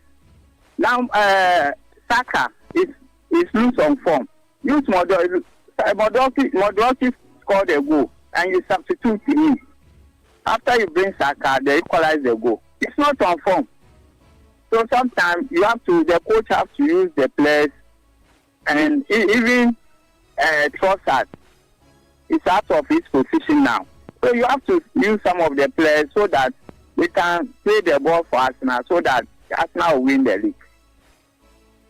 All right, thank you so much, Mohammed. 0549 96 996 0549 96 996. Arsenal in action, 24 minutes played at the Emirates. Is Arsenal 3, Wigan Athletic 0, FA Cup round of 16 tie. Hi, your name, where are you calling us from? Hi, my name is Andy. Andy, please speak louder for me. Are you listening to yourself? No, I'm not listening to myself. Nice one. Please fire. What do you want to talk about? Yes, so it's about the Arsenal fans who are complaining. I mean, they should let us rest. If your team is not good and pundits are telling you the truth, they should just keep quiet and listen to it. If your team gets to a place where they can compete and you feel that the pundits are being unfair to you, then that's when maybe you can have a point. But they should let us rest. You guys should fire. You're doing a good job. Thank you. Bless up. 05499696 0549986996. Ima, do you have a caller? Okay, we don't. Please call us 0549969996. So I was waiting for you. You said you want to have a say. Yeah, quick one. Arsenal fans need to understand this, that the league or pool phase of the UEFA Champions League is over. So no one is on top of anything. Okay. I think we have been lenient on them, and maybe they want us to show them some of the things. Hence, we are seeing what we are seeing. Okay. The league phase is done. Back to square one. Let's get back to the phone lines. Hi, then where are you calling us from? Hello, this is Eric again. Eric, okay, welcome again. Yeah, when I called, I did not say you guys shouldn't criticize Arsenal, okay? But let me tell you this is Arsenal, okay? When we have 3 results in football, okay? It's either you win, you draw, or you lose. Am I right? Gabi? Hello, Gabi? Yes, correct. Thank you. When Arsenal wins a football game, we have some pundits who come and sit at the studio and say Arsenal did not play champagne football, and Arsenal is only resulting to corner goal. Arsenal is not the only football club that scores from corner kicks. Now, when Arsenal draw a football game, we still have pundits who come back and criticize Arsenal, that Arsenal are not good team enough, and then we are bottling the league. If we lose, also you come again and criticize the club. This is what we are talking of. We are not saying that praise Arsenal or come and sing praises to us. Okay. But we are all saying that you give us fair hearing. Sure. That's what we are saying. Well noted. We are one guy called we are bottling. We are bottling, but we are still 4 points on top of the league. The Chelsea guy who called. Yeah. Chelsea is somewhere between 4th or 5th. But we are not good. We are not good enough. That we are still top of the league. I'm not saying you guys shouldn't criticize us. Okay. You should, but you should be fair. That's what we are saying. All right, sure. So your team have added another goal. Is Arsenal 4, Wigan Athletic 0, Gabi Jesus. They'll take 6. All right, cool. Yes. Gabi Jesus with a 4th goal for the Gunners. 054996 996 054996 996. Ima, we don't have a caller, right? Okay. Two more callers, and then it's a wrap. Sadi. So, okay. I'll come back. Yeah, you have to come back. I'll come Hi, back. anywhere you calling us from?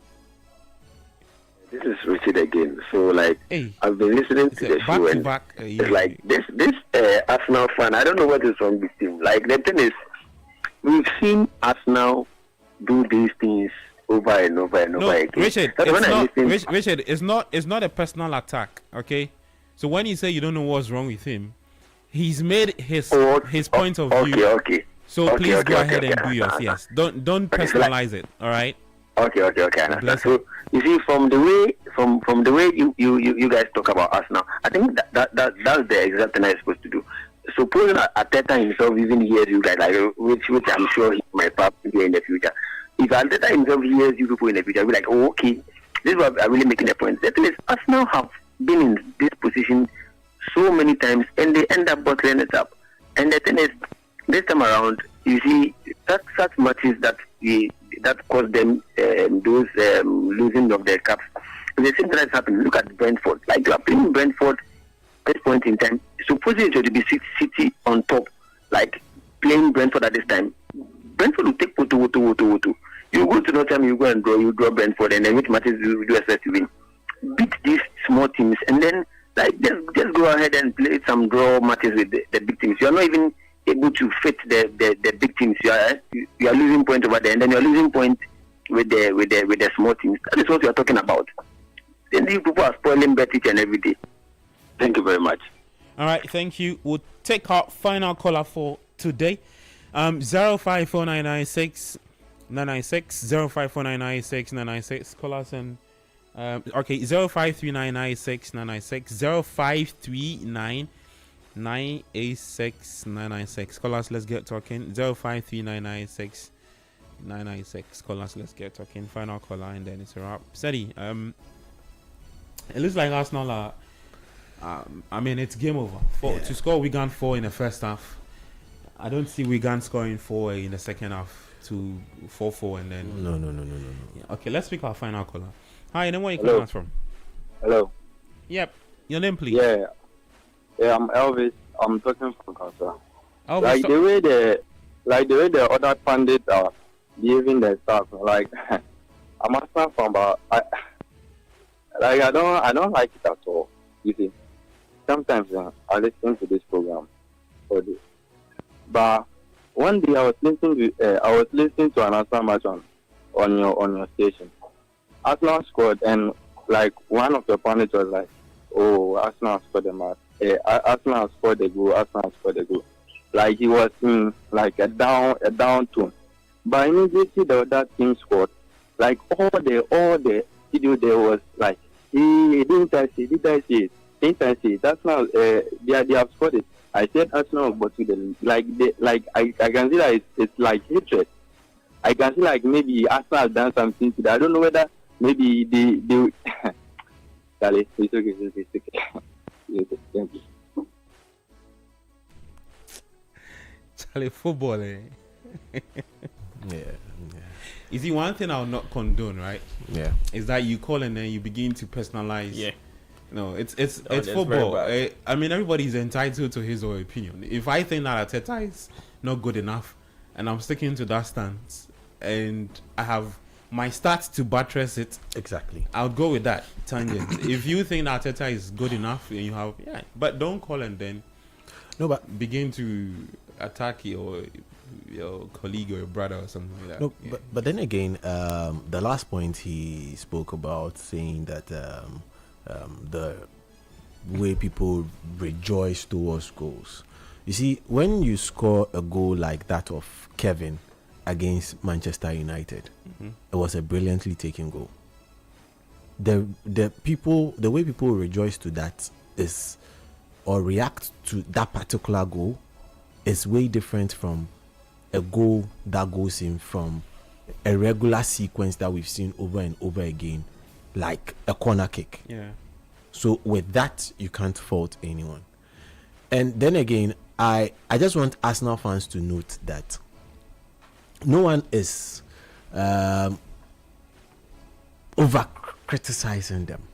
We are just pointing out what is not right in their team to them.